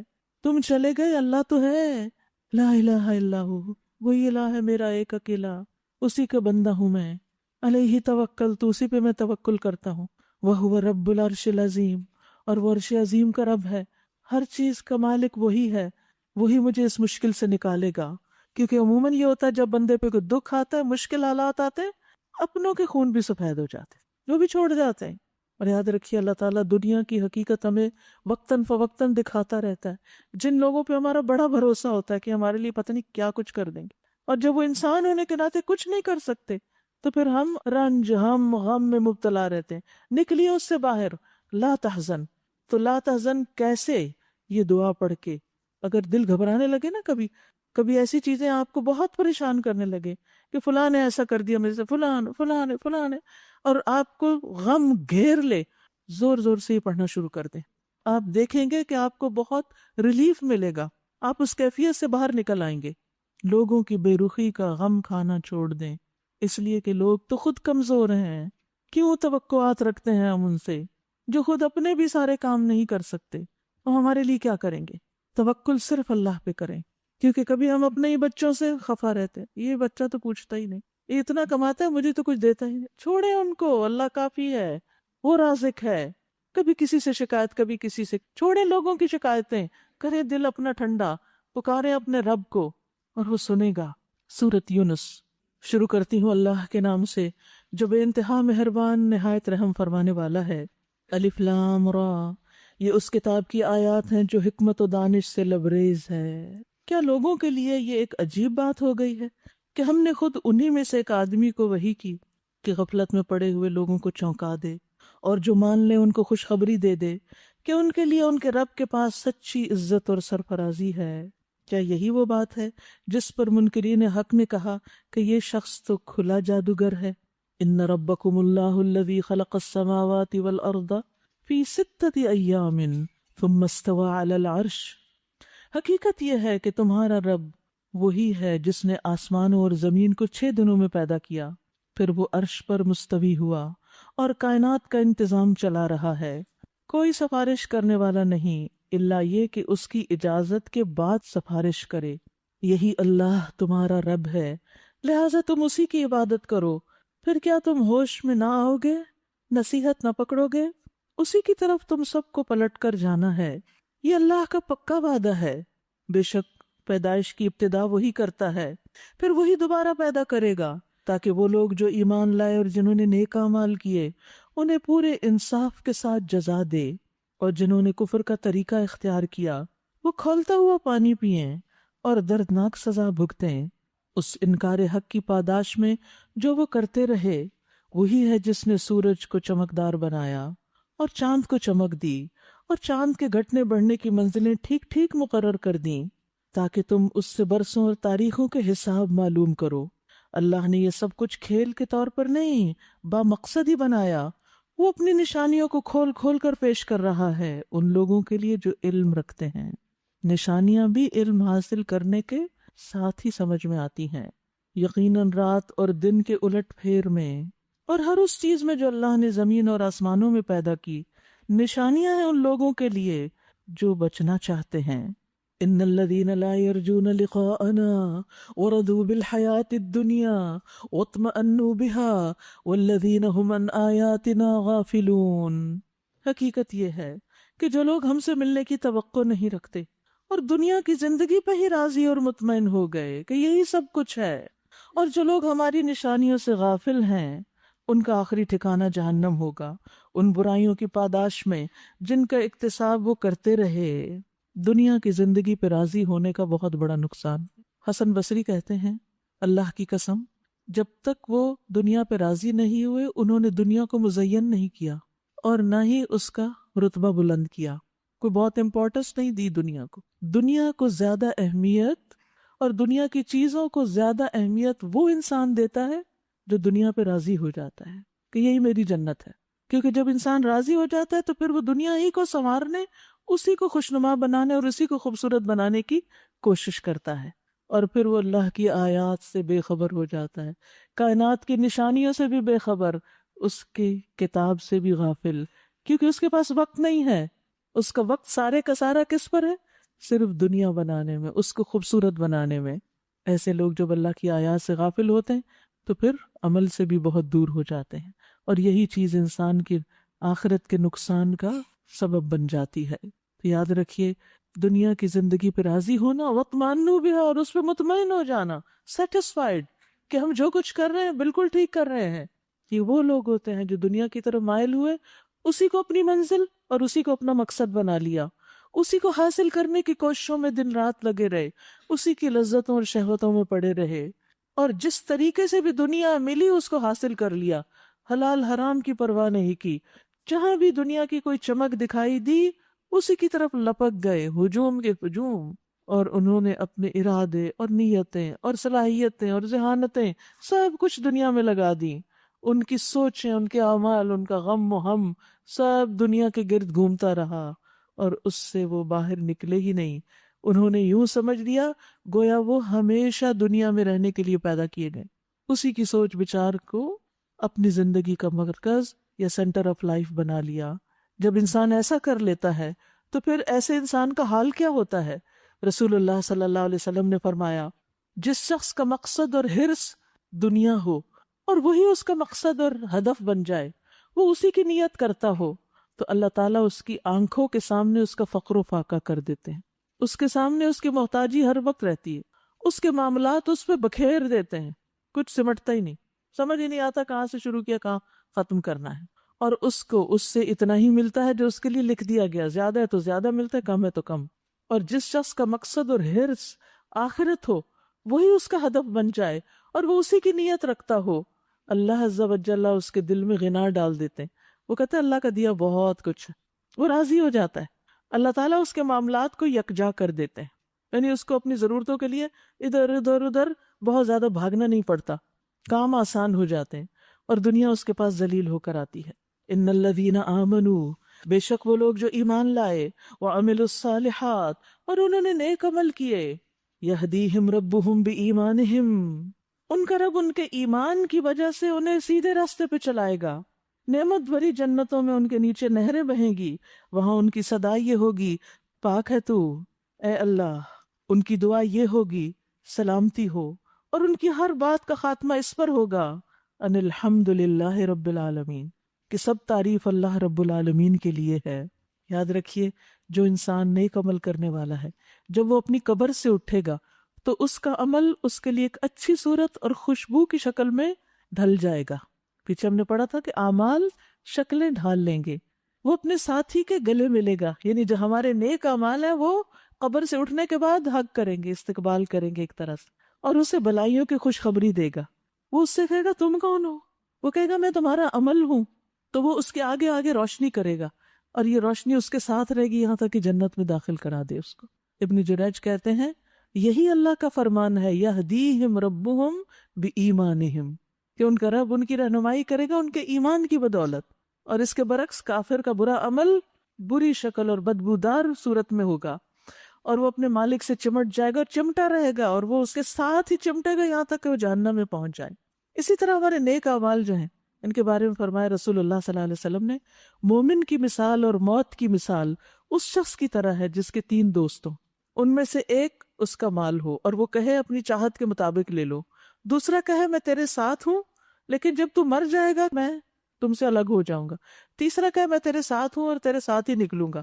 پہلا دوست مال ہے، دوسرا آل اولاد ہے، تیسرا اس کا عمل ہے۔ یعنی مال صرف دنیا میں کام آتا ہے جب تک ہم زندہ ہوتے ہیں، بچے سب بس وہاں تک جاتے ہیں جہاں دفن کرنا ہوتا ہے، واپس آ جاتے ہیں، اور ساتھ کون رہ جاتا ہے؟ عمل۔ ایک اور روایت میں آتا ہے اس کے پاس ایک ایسا آدمی آتا ہے قبر میں جس کا چہرہ انتہائی خوبصورت، اس کے کپڑے انتہائی خوبصورت اور اس سے بہت اچھی خوشبو آتی۔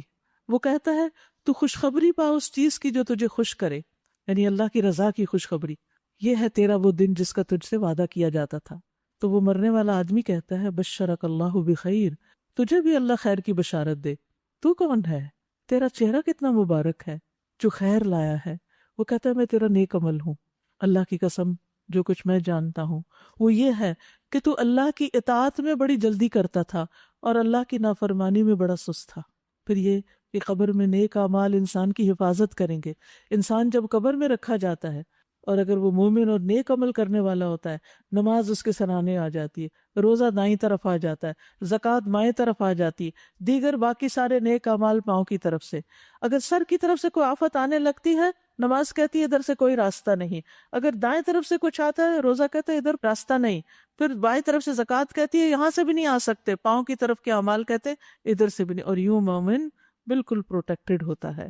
اسی طرح طبرانی کی روایت میں آتا ہے کہ سر کی طرف سے کوئی عذاب آنے لگتا ہے تو قرآن کی تلاوت اس کو ہٹا دیتی ہے، اور جب سامنے سے کوئی آتا ہے یعنی فرنٹ سے تو صدقہ اس کو دور ہٹا دیتا ہے، جب پاؤں کی طرف سے آتا ہے تو اس کا مسجدوں کی طرف پیدل چلنا اس کو دور کر دیتا ہے۔ یعنی پاؤں سے اچھے کام کریں گے تو پاؤں کی طرف سے حفاظت، سر سے اچھے کام کریں گے یعنی دماغ اور خیالات اور قرآن کا پڑھنا اور علم کا حاصل کرنا تو ادھر سے فائدہ ہوگا، ہاتھوں سے کچھ دیں گے، کچھ ایکشن کریں گے، کچھ اعمال کریں گے، تو اس طرح یہ سارے نیک اعمال انسان کو پروٹیکٹ کرتے ہیں۔ لیکن افسوس کہ ہمارے پاس انہی کے لیے وقت کم رہ جاتا ہے۔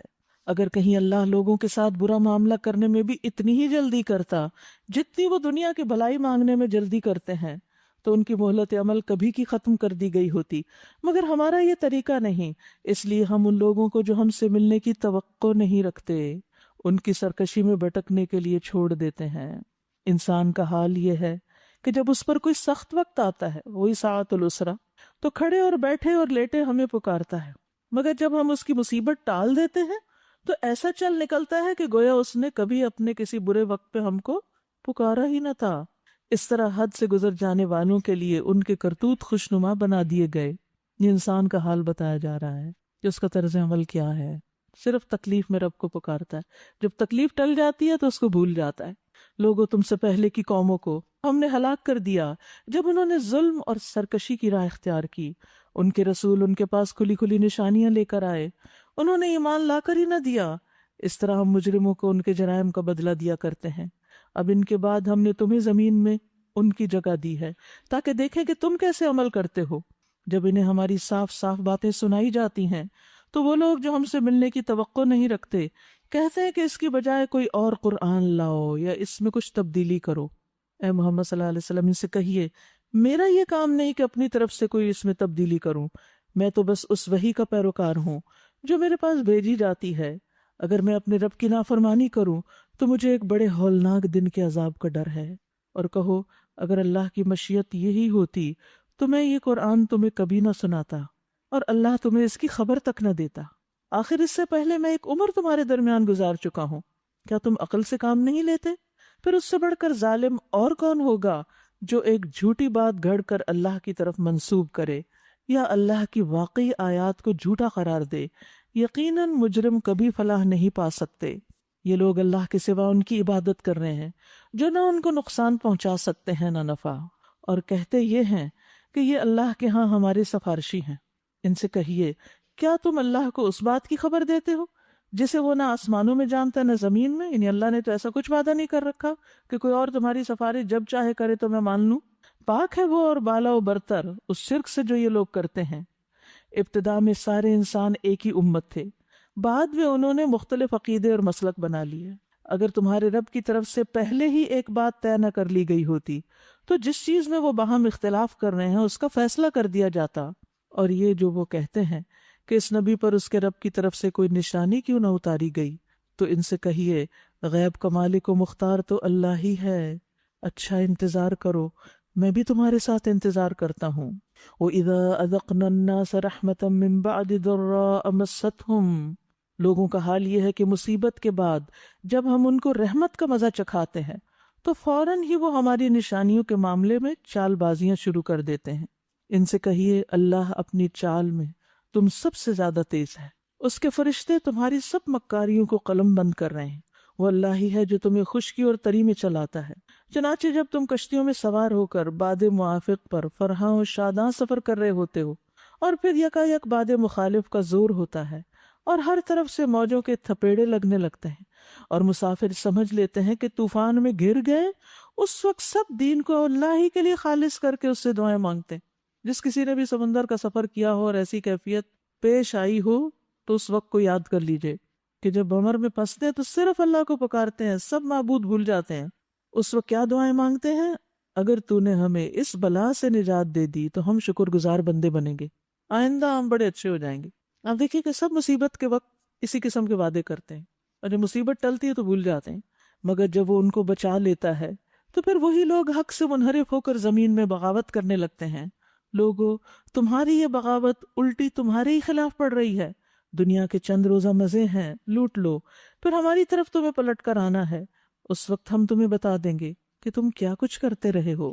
دنیا کی یہ زندگی جس کے نشے میں مست ہو کر تم ہماری نشانیوں سے غفلت برت رہے ہو، اس کی مثال ایسی ہی ہے جیسے آسمان سے ہم نے پانی برسایا تو زمین کی پیداوار جسے آدمی اور جانور سب کھاتے ہیں خوب گھنی ہو گئی، پھر عین اس وقت جبکہ زمین اپنی بہار پہ تھی اور کھیتیاں بنی سمری کھڑی تھی اور ان کے مالک سمجھ رہے تھے کہ اب ہم ان سے فائدہ اٹھانے پہ قادر ہیں، یکا یک رات کو یا دن کو ہمارا حکم آ گیا اور ہم نے اسے ایسا غارت کر کے رکھ دیا کہ گویا کل وہاں کچھ تھا ہی نہیں۔ اس طرح ہم نشانیاں کھول کھول کر پیش کرتے ہیں ان لوگوں کے لیے جو سوچنے سمجھنے والے ہیں۔ واللہ یدعو الی دار السلام، اللہ تمہیں دار السلام کی طرف دعوت دے رہا ہے، یعنی جنت کی طرف جو سلامتی کا گھر ہے، جس کو وہ چاہتا ہے سیدھا راستہ دکھاتا ہے۔ للذین احسنوا الحسنی وزیادہ، جن لوگوں نے بھلائی کا طریقہ اختیار کیا ان کے لیے بھلائی ہے اور مزید بھی۔ اور یہ مزید کیا حدیث میں آتا ہے؟ اللہ کے چہرے کا دیدار، ان کے چہروں پر سیاہی اور ذلت نہ چھائے گی، وہ جنت کے مستحق ہیں جہاں وہ ہمیشہ رہیں گے۔ اور جن لوگوں نے برائیاں کمائیں ان کی برائی جیسی ہے ویسا ہی وہ بدلہ پائیں گے، ذلت ان پر مسلط ہوگی، کوئی اللہ سے ان کو بچانے والا نہ ہوگا، ان کے چہروں پہ ایسی تاریکی چھائی ہوئی ہوگی جیسے رات کے سیاہ پردے ان پہ پڑے ہوئے ہوں، وہ دوزخ کے مستحق ہیں جہاں وہ ہمیشہ رہیں گے۔ جس روز ہم ان سب کو ایک ساتھ اکٹھا کریں گے پھر ان لوگوں سے جنہوں نے شرک کیا ہے کہیں گے کہ ٹھہر جاؤ، تم بھی اور تمہارے بنائے ہوئے شریک بھی، پھر ہم ان کے درمیان سے اجنبیت کا پردہ ہٹا دیں گے، یعنی سب کو آمنے سامنے کر دیں گے، اور ان کے شریک کہیں گے کہ تم ہماری عبادت تو نہیں کرتے تھے، وہ صاف انکار کر دیں گے، ہمارے اور تمہارے درمیان اللہ کی گواہی کافی ہے، اور اگر تم کرتے بھی تھے تو ہم تمہاری اس عبادت سے بالکل بے خبر تھے۔ اس وقت ہر شخص اپنے کیے کا مزہ چکھ لے گا، سب اپنے حقیقی مالک کی طرف پھیر دیے جائیں گے، اور وہ سارے جھوٹ جو انہوں نے گھڑ رکھے تھے گم ہو جائیں گے۔ یعنی آخرت کے معاملے میں اگر انسان جھوٹی توقعات رکھتا ہے کہ کچھ نہ کر کے بھی سب ٹھیک ہی ہے تو پھر اس جھوٹ کا پل وہاں کھل جائے گا اور انسان سخت پچھتائے گا۔ ان سے پوچھئے کون تم کو آسمان اور زمین سے رزق دیتا ہے؟ یہ کان اور آنکھیں کس کے اختیار میں ہیں؟ کون بے جان میں سے جاندار کو اور جاندار میں سے بے جان کو نکالتا ہے؟ کون اس نظام عالم کی تدبیر کر رہا ہے؟ وہ ضرور کہیں گے کہ اللہ۔ کہو پھر تم تقوی کیوں نہیں اختیار کرتے؟ تب تو یہی اللہ تمہارا حقیقی رب ہے، پھر حق کے بعد گمراہی کے سوا اور کیا باقی رہ گیا؟ آخر یہ تم کدھر پھرائے جا رہے ہو؟ یعنی کوئی اور ہے جو تمہیں کسی دوسرے راستے پہ ڈال رہا ہے، کیونکہ اللہ نے تو سب کے لیے ہدایتی کا راستہ رکھا ہے۔ اس طرح نافرمانی اختیار کرنے والوں پر تمہارے رب کی بات سچ ہو گئی کہ وہ مان کے نہیں دیں گے۔ ان سے پوچھئے تمہارے ٹھہرائے ہوئے شریکوں میں کوئی ہے جو تخلیق کی ابتدا بھی کرتا ہو اور پھر اس کو دوبارہ بھی بنا سکتا ہوں؟ کہیے وہ صرف اللہ ہے جو تخلیق کی ابتدا بھی کرتا ہے اور اس کا اعادہ بھی کرتا ہے. پھر تم یہ کس الٹی راہ پہ چلائے جا رہے ہو؟ کون ہے جو تمہیں یہ غلط رستہ دکھا رہا ہے؟ ان سے پوچھئے تمہارے ٹھہرائے ہوئے شریکوں میں کوئی ایسا بھی ہے جو حق کی طرف رہنمائی کرتا ہو؟ کہیے وہ صرف اللہ ہے جو حق کی طرف رہنمائی کرتا ہے. پھر بھلا بتائیے جو حق کی طرف رہنمائی کرتا ہے وہ اس کا زیادہ مستحق ہے کہ اس کی پیروی کی جائے، یا وہ جو خود راہ نہیں پاتا الا یہ کہ اس کی رہنمائی کی جائے؟ آخر تمہیں کیا ہو گیا ہے؟ کیسے الٹے الٹے فیصلے کرتے ہو؟ حقیقت یہ ہے کہ ان میں سے اکثر لوگ محض قیاس اور گمان کے پیچھے چلے جا رہے ہیں.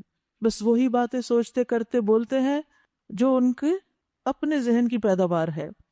حالانکہ گمان حق کی ضرورت کو کچھ بھی پورا نہیں کرتا.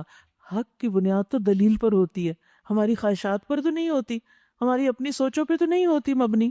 جو کچھ یہ کر رہے ہیں اللہ اس کو خوب جانتا ہے، اور یہ قرآن وہ چیز نہیں جو اللہ کی وحی اور تعلیم کے بغیر تصنیف کر لی جائے، بلکہ یہ تو جو کچھ پہلے آ چکا ہے اس کی تصدیق اور الکتاب کی تفصیل ہے. اس میں کوئی شک نہیں کہ یہ رب العالمین کی طرف سے ہے. کیا یہ لوگ کہتے ہیں کہ پیغمبر نے اس کو خود گھڑ لیا؟ کہہ دیجئے اگر تم اپنے اس الزام میں سچے ہو تو اس جیسی ایک صورت بنا لاؤ اور ایک اللہ کو چھوڑ کر جس کو بلا سکتے ہو مدد کے لیے بلا لو. اصل یہ ہے کہ جو چیز ان کے علم کی گرفت میں نہیں آئی اور جس کا مال بھی ان کے سامنے یعنی انجام ان کے سامنے نہیں آیا اس کو انہوں نے خود ہی جھٹلا دیا. اسی طرح تو ان سے پہلے کے لوگ بھی جھٹلا چکے ہیں. پھر دیکھ لو کہ ان ظالموں کا انجام کیا ہوا. ان میں سے کچھ لوگ ایمان لائیں گے اور کچھ نہیں لائیں گے، اور تیرا رب ان مفسدوں کو خوب جانتا ہے. اگر یہ تجھے جھٹلاتے ہیں تو کہہ دیجئے کہ میرا عمل میرے لیے اور تمہارا عمل تمہارے لیے. جو کچھ میں کرتا ہوں اس کی ذمہ داری سے تم بری ہو، اور جو کچھ تم کر رہے ہو اس کی ذمہ داری سے میں بری ہوں. ان میں سے بہت سے لوگ ایسے ہیں جو آپ کی بات سنتے ہیں، مگر کیا آپ بہروں کو سنائیں گے خواہ وہ کچھ نہ سمجھتے ہوں؟ اشارہ ہے آپ کے سامنے جو لوگ تھے ان کی طرف کہ کچھ لوگ وحی کی قرات بڑے غور سے سنتے ہیں بظاہر، لیکن اس کے اندر جو پیغام ہے رشد و ہدایت ہے اس کو نہیں سمجھتے. صرف کان تک جا رہی ہے بات، دل پہ نہیں اتر رہی. ان کو سنانا ایسے ہی ہے جیسے بہروں کو سنانا، کیونکہ آواز کی لہریں وہاں بھی جا کے ان کو بھی ٹکراتی ہیں لیکن ان کے اندر نہیں جاتی. تو یہ حق سے بہرے ہیں. قرآن کو اس طرح سننا کہ کچھ بھی نہ سمجھا جائے، اس سے انسان کو زیادہ بڑا فائدہ نہیں پہنچتا. اصل سننا کیا ہے؟ وہ سننا کہ جس کے بعد انسان کے عمل میں تبدیلی آئے. ایک مرتبہ نبی صلی اللہ علیہ وسلم نے منبر پر یہ بات ارشاد فرمائی، تم رحم کرو تم پہ رحم کیا جائے گا، تم معاف کر دو تمہیں معاف کر دیا جائے گا. ہلاکت ہے ان لوگوں کے لیے جو صرف باتیں سنتے ہی ہیں. ہلاکت ہے ان لوگوں کے لیے جو اپنے گناہوں پر جانتے بوجھتے اصرار کرتے اور ڈٹے رہتے ہیں، یعنی صرف باتیں سنتے ہیں عمل کچھ بھی نہیں کرتے. تو اس حدیث میں اقماع کا لفظ استعمال ہوا ہے، جو ایسے لوگوں کے لیے جو صرف سنتے ہیں عمل کچھ نہیں کرتے. نبی صلی اللہ علیہ وسلم نے ان کے کانوں کو ایسے برتنوں سے تشبیہ دی جن میں کوئی چیز نہیں رکتی. جیسے کیف ہوتی ہے نا، آپ اس میں کچھ ڈالیں تو کیا ہوتا ہے، وہ سارے کا سارا نیچے نکل جاتا ہے، بچتا کچھ بھی نہیں، خالی کی خالی، چاہے آپ ڈھیروں ڈھیر اس میں کچھ ڈالیں. ایسے ہی کچھ لوگ ہوتے ہیں کہ جو سال سال سنتے رہتے ہیں لیکن عمل میں کچھ بھی تبدیلی نہیں آتی. ہم سب کو سوچنا چاہیے کہ جو کچھ ہم سن رہے ہیں کیا اس پہ عمل بھی کر رہے ہیں یا نہیں. پھر فرمایا ان میں سے کچھ ایسے ہیں جو آپ کو دیکھتے ہیں، مگر کیا آپ اندھوں کو راستہ دکھائیں گے خواہ انہیں کچھ نہ سوچتا ہو؟ یہاں بھی دل کی آنکھوں کے اندھا ہونے کی طرف اشارہ ہے. مومن اور کافر، سننے والے اور نہ سننے والے، دیکھنے والے اور نہ دیکھنے والے میں بہت بڑا فرق ہوتا ہے. یعنی نبی صلی اللہ علیہ وسلم اہل مکہ کے بیچ میں تھے جو آپ کا اچھا اخلاق، اچھی سیرت، آپ کا معاملہ سب دیکھ رہے تھے. آپ کا جو وجود تھا اور آپ کے جو اخلاق تھے اس سے لوگ گھائل ہو جاتے تھے. لیکن ان منافقین کو کچھ بھی نظر نہیں آتا تھا کہ یہ شخص جو اتنا مختلف ہے اس کے عمل سے ہی ہم کچھ سیکھے. نہ انہیں سن کے کچھ عمل بدلنے کی توفیق ہوئی اور نہ آپ کو دیکھ کر آپ کے طرز عمل کو اختیار کرنے کی انہیں توفیق ہوئی، آپ کا اتباع نہ کر سکے. یاد رکھیے مومن تو آپ کو احترام کی نظر سے دیکھتے تھے، محبت کی نظر سے دیکھتے تھے، لیکن منافق نفرت کے ساتھ دیکھتے تھے. نبی صلی اللہ علیہ وسلم جن کی اخلاق کی گواہی اللہ رب العزت نے دی، اور اخلاق ایک ایسی چیز ہوتی ہے جو سخت سے سخت دل کو موہ لیتی ہے، لیکن ان کے دل تو پتھروں سے بھی زیادہ سخت ہے، کیونکہ اس میں صرف دنیا بھری ہوئی ہے، انہیں آخرت کی کوئی فکر نہیں، اللہ کی ناراضگی کی کوئی فکر نہیں۔ آپ دیکھیے کہ لوگ آپ کے اخلاق سے متاثر ہو کر فوراً اسلام قبول کر لیتے تھے، لیکن یہ دن رات ساتھ رہنے والے یہ منافقین کچھ بھی تبدیل نہ ہوئے۔ عبداللہ بن سلام کہتے کہ جب نبی صلی اللہ علیہ وسلم مدینہ تشریف لائے تو لوگ دوڑتے ہوئے آپ کی طرف آئے، میں بھی ان میں سے تھا جو دوڑتے ہوئے آپ کے پاس گئے تھے۔ امیجن کیجیے کہ بھاگے چلے آ رہے ہیں کہ پیچھے نہ رہ جائیں۔ وہ کہتے جب میری نظر آپ کے چہرے پہ پڑی تو میں پہچان گیا، بے اختیار یہ کہنے پہ مجبور ہو گیا یہ کسی جھوٹے آدمی کا چہرہ نہیں۔ اور پہلی بات جو میں نے آپ کی زبان سے سنی وہ کیا تھی؟ لوگوں سلام کو عام کرو۔ مدینہ پہنچ کر آپ نے پہلا سبق کیا سکھایا لوگوں کو؟ سلام کو عام کرو، لوگوں کو کھانا کھلاؤ، صلہ رحمی کرو، اور رات کو جب لوگ سو جائیں تو نماز پڑھو، تم سلامتی کے ساتھ جنت میں داخل ہو جاؤ گے۔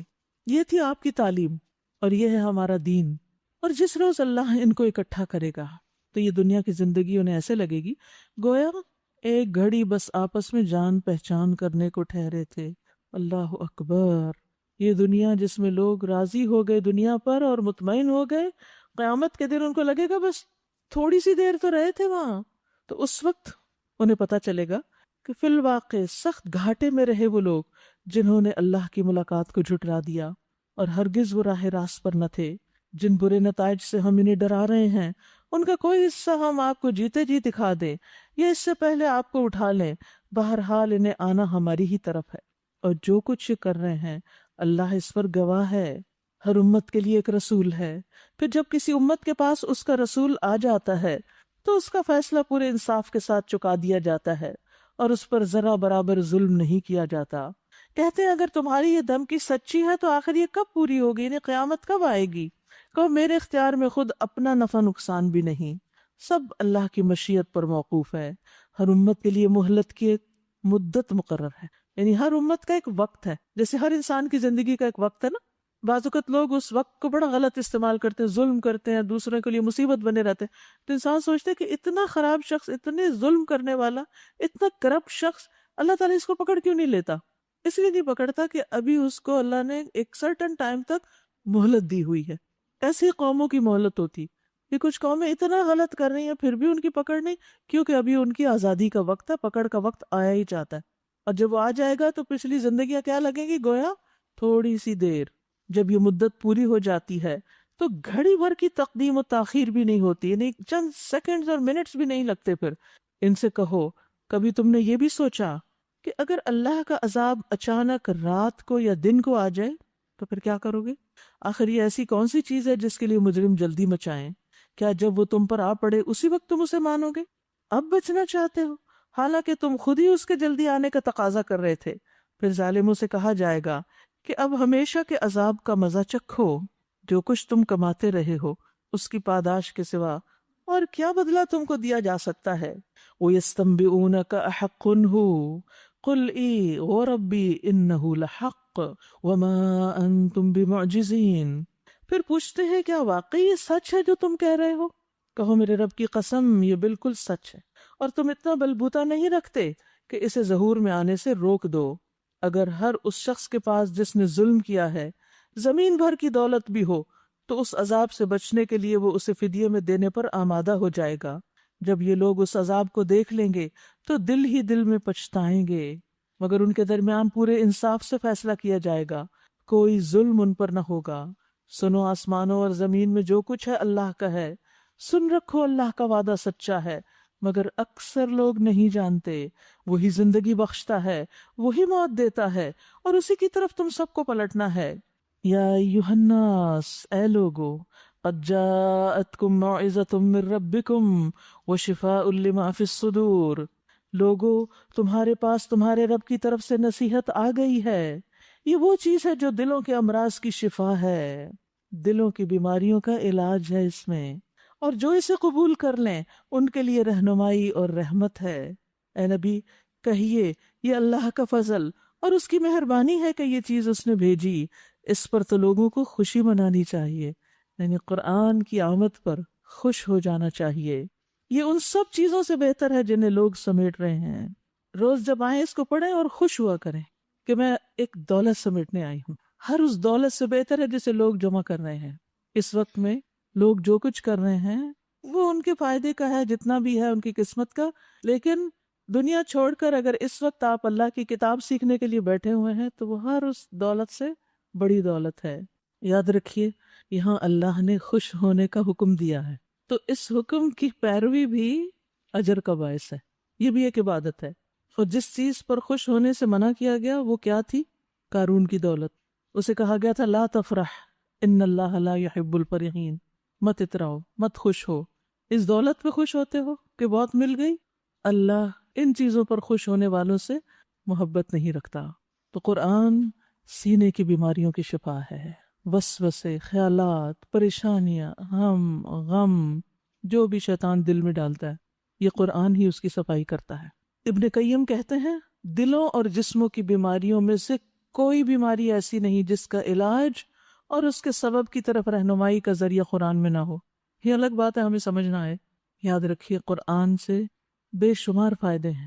ایک حدیث میں آتا ہے جو لوگ اللہ کے گھروں میں سے کسی گھر میں اللہ کی کتاب کی تلاوت کرتے ہیں اور اس کی تعلیم میں باہم مصروف ہوتے ہیں تو ان پر سکینت نازل ہوتی، رحمت انہیں ڈھانپ لیتی ہے، فرشتے انہیں گھیر لیتے ہیں اور اللہ ان کا ذکر اپنے پاس موجود فرشتوں میں کرتے ہیں۔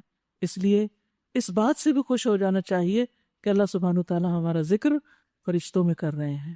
قُلْ أَرَأَيْتُمْ مَا أَنزَلَ اللَّهُ لَكُم مِّن رِّزْقٍ، اے نبی ان سے کہیے تم لوگوں نے کبھی یہ بھی سوچا کہ جو رزق اللہ نے تمہارے لیے اتارا تھا اس میں سے تم نے خود ہی کسی کو حرام کسی کو حلال ٹھہرا لیا؟ اس کی تفصیل آپ سورۃ الانعام میں پڑھ چکے ہیں۔ ان سے پوچھئے اللہ نے تمہیں اس کی اجازت دی تھی یا تم اللہ پہ افطرا کر رہے ہو؟ جو لوگ اللہ پہ یہ جھوٹا افطرا باندھتے ہیں ان کا کیا گمان ہے کہ قیامت کے دن ان سے کیا معاملہ ہوگا؟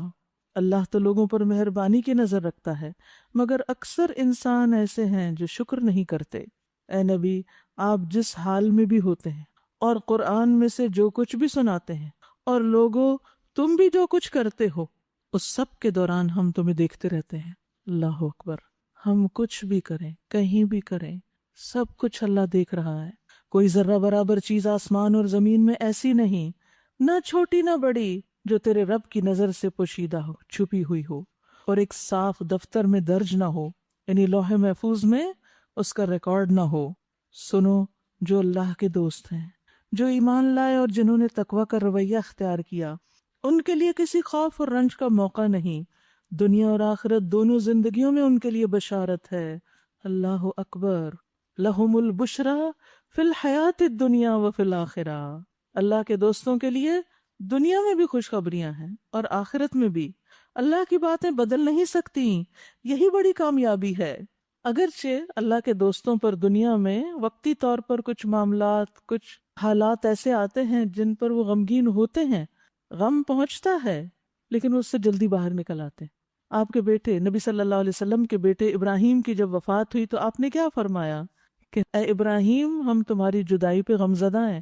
کوئی فوت ہو جاتا ہے، کوئی چلا جاتا ہے، انسان دکھی ہوتا ہے، یہ اس کے منافی نہیں، کیونکہ دنیا ایک امتحان کی جگہ ہے اور انسان کے اوپر مختلف کیفیات آتی ہیں، لیکن مومن کا یہ غم بس جذباتی غم ہوتا ہے، وہ جذبات کے اثر میں ہوتا ہے، جو مستقل نہیں ہوتا، اس کے دل میں قرار نہیں پکڑ لیتا۔ صبر کرنے سے ایسا غم ختم ہو جاتا ہے۔ اللہ کے دوستوں کو دائمی غم لاحق نہیں ہوتا، وہ وقت کے ساتھ ساتھ ختم ہو جاتا ہے، اللہ سے مدد مانگنے سے ختم ہو جاتا ہے۔ جتنا جتنا ایمان بڑھاتے جائیں گے اتنا اتنا انشاءاللہ غم کم ہوتا جائے گا، ختم ہوتا جائے گا۔ بہت ہی خوشخبری والی آیت ہے یہ۔ اللہ کی باتیں بدل نہیں سکتی، اگر اس کے باوجود تمہارے دل غموں کا مرکز بنے ہوئے ہیں تو پھر اپنے ایمان کی فکر کرو، اللہ سے اپنے تعلق کو اور مضبوط کرو، اللہ سے خوب دعائیں کرو، اس کی کتاب کو اور زیادہ پڑھو، اس کا ذکر اور زیادہ کرو۔ الا بذکر اللہ تطمئن القلوب، دل شفا پا جائیں گے۔ ڈوز اور بڑھا دو، ڈوز کم ہے ابھی، کیونکہ اکثر ہم کہتے ہیں اتنا کچھ پڑھا ہے لیکن ابھی اثر نہیں۔ ابھی کتنا پڑھا ہے؟ میں پھر لوگوں سے تھوڑی تفصیل پوچھتی ہوں، مجھے ذرا بتاؤ ایک دن میں کیا کیا پڑھا ہے؟ کچھ خاص نہیں ہوتا اور اس کو بہت بڑا سمجھ رہے ہوتے ہیں۔ وہ بھی شیطان ہمیں خیال دلاتا ہے بہت کر رہے ہیں ہم، اور پھر من گھڑت خود ساختہ چیزیں کر رہے ہیں ہزاروں میں لاکھوں میں۔ وہ کیجئے جو اللہ اور اس کے رسول نے بتایا ہے۔ قرآن سے خوشی ہے، اس کی طرف آئیے، یہ سب سے بڑا وظیفہ ہے، اس کو نہیں پڑھتے، اس کے لیے وقت ہی نہیں، اس میں غور و فکر نہیں کرتے، اور ان چیزوں کے لیے گھنٹوں بیٹھے رہتے ہیں جن کی کوئی دلیل نہیں۔ تو اللہ کے دوست بن جائیے۔ اللہ کے دوستوں کے لیے نہ خوف ہے نہ غم۔ کون ہیں وہ دوست؟ ایمان اور تقوی والے۔ ان کے لیے خوشخبریاں ہیں، دنیا کی زندگی میں بھی اور آخرت میں بھی اللہ کے کلمات تبدیل نہیں ہوں گے۔ یہ سب سے بڑی کامیابی ہے۔ یہ بات فرما کے فرمایا، اے نبی، جو باتیں یہ لوگ آپ پہ بناتے ہیں وہ آپ کو غمگین نہ کریں، لوگوں کی باتوں کی پرواہ چھوڑ دو، عزت ساری کی ساری اللہ کے اختیار میں ہے، اور وہ سب کچھ سنتا اور جانتا ہے۔ اور بندہ جب اپنے حال اللہ کو بتا دیتا ہے تو اس کے غم دور ہو جاتے ہیں۔ آگاہ رہو، آسمان کے بسنے والے ہوں یا زمین کے سب اللہ کے مملوک ہیں، اور جو لوگ اللہ کے سوا کچھ شریکوں کو پکار رہے ہیں وہ نرے وہم و گمان کے پیروکار ہیں، محض قیاس آرائیاں کرتے ہیں۔ وہ اللہ ہی ہے جس نے تمہارے لیے رات بنائی کہ اس میں سکون حاصل کرو، راتوں کو سویا کرو اور دن کو روشن بنایا۔ اس میں نشانیاں ہیں ان لوگوں کے لیے جو سنتے ہیں، یعنی اللہ کی بات سنتے ہیں۔ لوگوں نے کہہ دیا اللہ نے کسی کو بیٹا بنایا، سبحان اللہ، وہ تو بے نیاز ہے، آسمانوں اور زمین میں جو کچھ ہے سب اس کی ملکیت ہے، اس کو بیٹے کی ضرورت نہیں، سبھی کچھ اس کا ہے۔ تمہارے پاس اس قول کے لیے آخر کیا دلیل ہے؟ کیا تم اللہ کے متعلق وہ باتیں کہتے ہو جو تمہارے علم میں نہیں ہے؟ کہہ دیجئے کہ جو لوگ اللہ پہ جھوٹے افطرا باندھتے ہیں وہ ہرگز فلاح نہیں پا سکتے، کامیاب نہ ہوں گے۔ دنیا کی چند روزہ زندگی میں مزے کر لیں، پھر ہماری طرف ان کو پلٹنا ہے، پھر ہم اس کفر کے بدلے جس کا وہ ارتکاب کر رہے ہیں ان کو سخت عذاب کا مزہ چکھائیں گے۔ وَاتْلُ عَلَيْهِمْ نَبَأَ نُوحٍ، ان کو نوح علیہ السلام کا قصہ سنائیے، اس وقت کا قصہ جب اس نے اپنی قوم سے کہا، اے میری قوم، اگر میرا تمہارے درمیان رہنا اور اللہ کی آیات سنا سنا کے تمہیں غفلت سے بیدار کرنا تمہارے لیے ناقابل برداشت ہو گیا ہے تو میرا بھروسہ اللہ پر ہے۔ تم اپنے ٹھہرائے ہوئے شریکوں کو ساتھ لے کر ایک متفقہ فیصلہ کر لو، اور جو منصوبہ تمہارے پیش نظر ہو اس کو خوب سوچ سمجھ لو تاکہ اس کا کوئی پہلو تمہاری نگاہ سے پوشیدہ نہ رہے، پھر میرے خلاف اس کو عمل میں لے آؤ اور مجھے ہرگز مہلت نہ دو۔ یعنی جو تم نے کرنا کر لو۔ یہ وہی شخص کہہ سکتا ہے جس کو اللہ پہ پورا بھروسہ ہو۔ تم نے میری نصیحت سے منہ موڑا تو میرا کیا نقصان؟ میں تم سے کسی اجر کا طلبگار نہ تھا، میرا اجر تو اللہ کے ذمہ ہے، اور مجھے حکم دیا گیا ہے کہ میں خود مسلم بن کر رہوں۔ انہوں نے جھٹلایا اور نتیجہ یہ ہوا کہ ہم نے اسے اور ان لوگوں کو جو اس کے ساتھ کشتی میں تھے بچا لیا، اور انہی کو زمین میں جانشین بنایا، اور ان سب لوگوں کو غرق کر دیا جنہوں نے ہماری آیات کو جھٹلایا تھا۔ بس دیکھ لو کہ جنہیں خبردار کیا گیا ان کا انجام کیا ہوا۔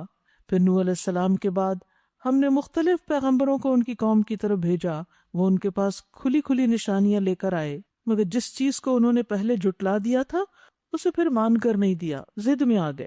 اس طرح ہم حد سے گزر جانے والوں کے دلوں پہ ٹھپا لگا دیتے ہیں، پھر ہدایت نہیں ملتی۔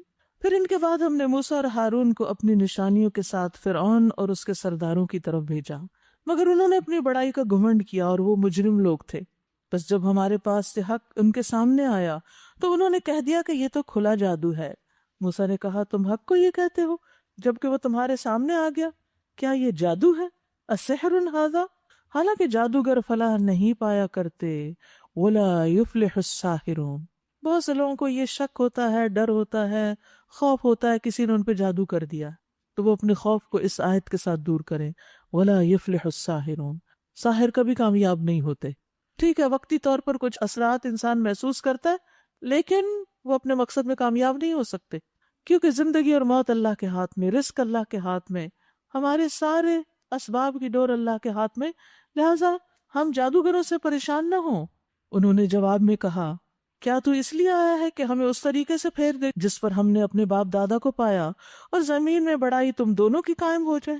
تمہاری بات تو ہم ماننے والے نہیں۔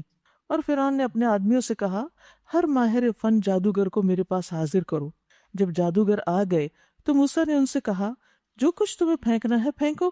پھر جب انہوں نے اپنے انچر پھینک دیے تو موسیٰ نے کہا، یہ جو کچھ تم نے پھینکا ہے یہ جادو ہے، یعنی یہ ساری رسیاں جو تم نے بکھیر دیں یہ سب جادو کی قسم ہے، اللہ اسے ابھی باطل کیے دیتا ہے، مفسدوں کے کام کو اللہ سدھرنے نہیں دیتا۔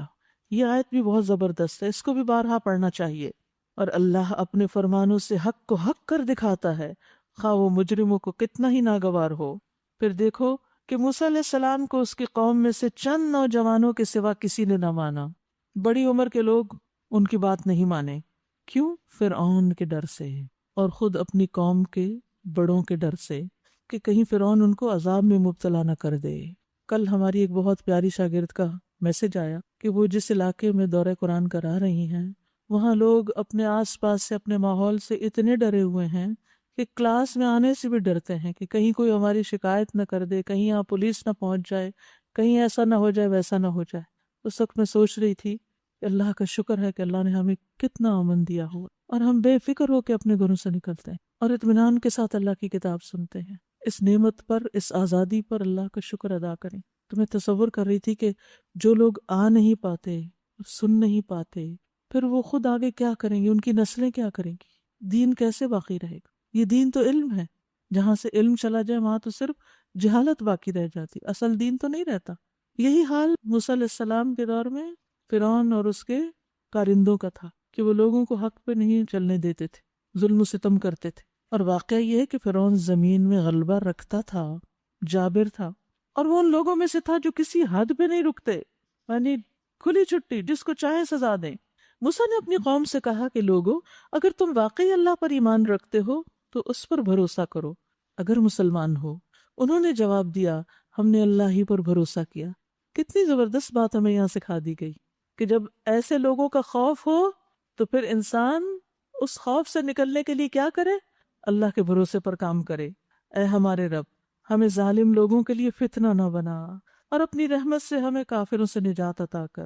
اور ہم نے موسیٰ اور اس کے بھائی کو اشارہ کیا کہ مصر میں چند مکان اپنی قوم کے لیے مہیا کرو، اور اپنے مکانوں کو قبلہ ٹھہرا لو، اور نماز قائم کرو، اور اہل ایمان کو بشارت دے دو۔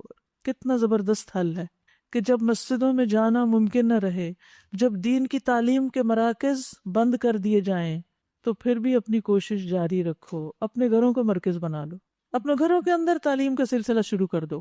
جب باہر کا خوف ہو، ظالموں کا خوف ہو، دین نہ چھوڑو، اسٹریٹجی بدل لو، طریقہ بدل لو، کنفرنٹ نہ کرو، ایمان بچانے کی فکر کرو۔ موسیٰ نے دعا کی، اے ہمارے رب، تو نے فرعون اور اس کے سرداروں کو دنیا کی زندگی میں زینت اور مال سے نواز رکھا ہے، اموال سے نواز رکھا ہے۔ اے رب، کیا یہ اس لیے ہے کہ وہ لوگوں کو تیری راہ سے بھٹکائیں؟ اے رب، ان کے مال غارت کر دے اور ان کے دلوں پہ ایسی مہر کر دے کہ ایمان نہ لائیں جب تک دردناک عذاب نہ دیکھ لیں۔ اللہ تعالیٰ نے جواب میں فرمایا، تم دونوں کی دعا قبول کر لی گئی۔ اب آئی شامت فرعون کی۔ فرمایا، ثابت قدم رہو اور ان لوگوں کے طریقے کی ہرگز پیروی نہ کرو جو علم نہیں رکھتے۔ جس کے پاس علم نہیں اس کی پیروی بھی نہیں۔ اور ہم بنی اسرائیل کو سمندر سے گزار لے گئے، پھر فرعون اور اس کے لشکر ظلم اور زیادتی کی غرض سے ان کے پیچھے چلے، حتیٰ کہ جب فرعون ڈوبنے لگا تو بول اٹھا، میں نے مان لیا الہ حقیقی کو، کوئی الہ نہیں اس کے سوا، جس پر بنی اسرائیل ایمان لائے، اور میں بھی سر اطاعت جھکا دینے والوں میں سے ہوں۔ جواب دیا گیا، اب ایمان لاتے ہو، حالانکہ اس سے پہلے تک تو تم نافرمانی کرتے رہے اور فساد برپا کرنے والوں میں سے تھے۔ اب تو ہم صرف تیری لاش ہی کو بچائیں گے تاکہ تو بعد کی نسلوں کے لیے نشان عبرت بنے، اگرچہ بہت سے انسان ایسے ہیں جو ہماری نشانیوں سے غفلت برتتے ہیں۔ یاد رکھیے، مشاہدے کے بعد ایمان لانا فائدہ نہ دے گا۔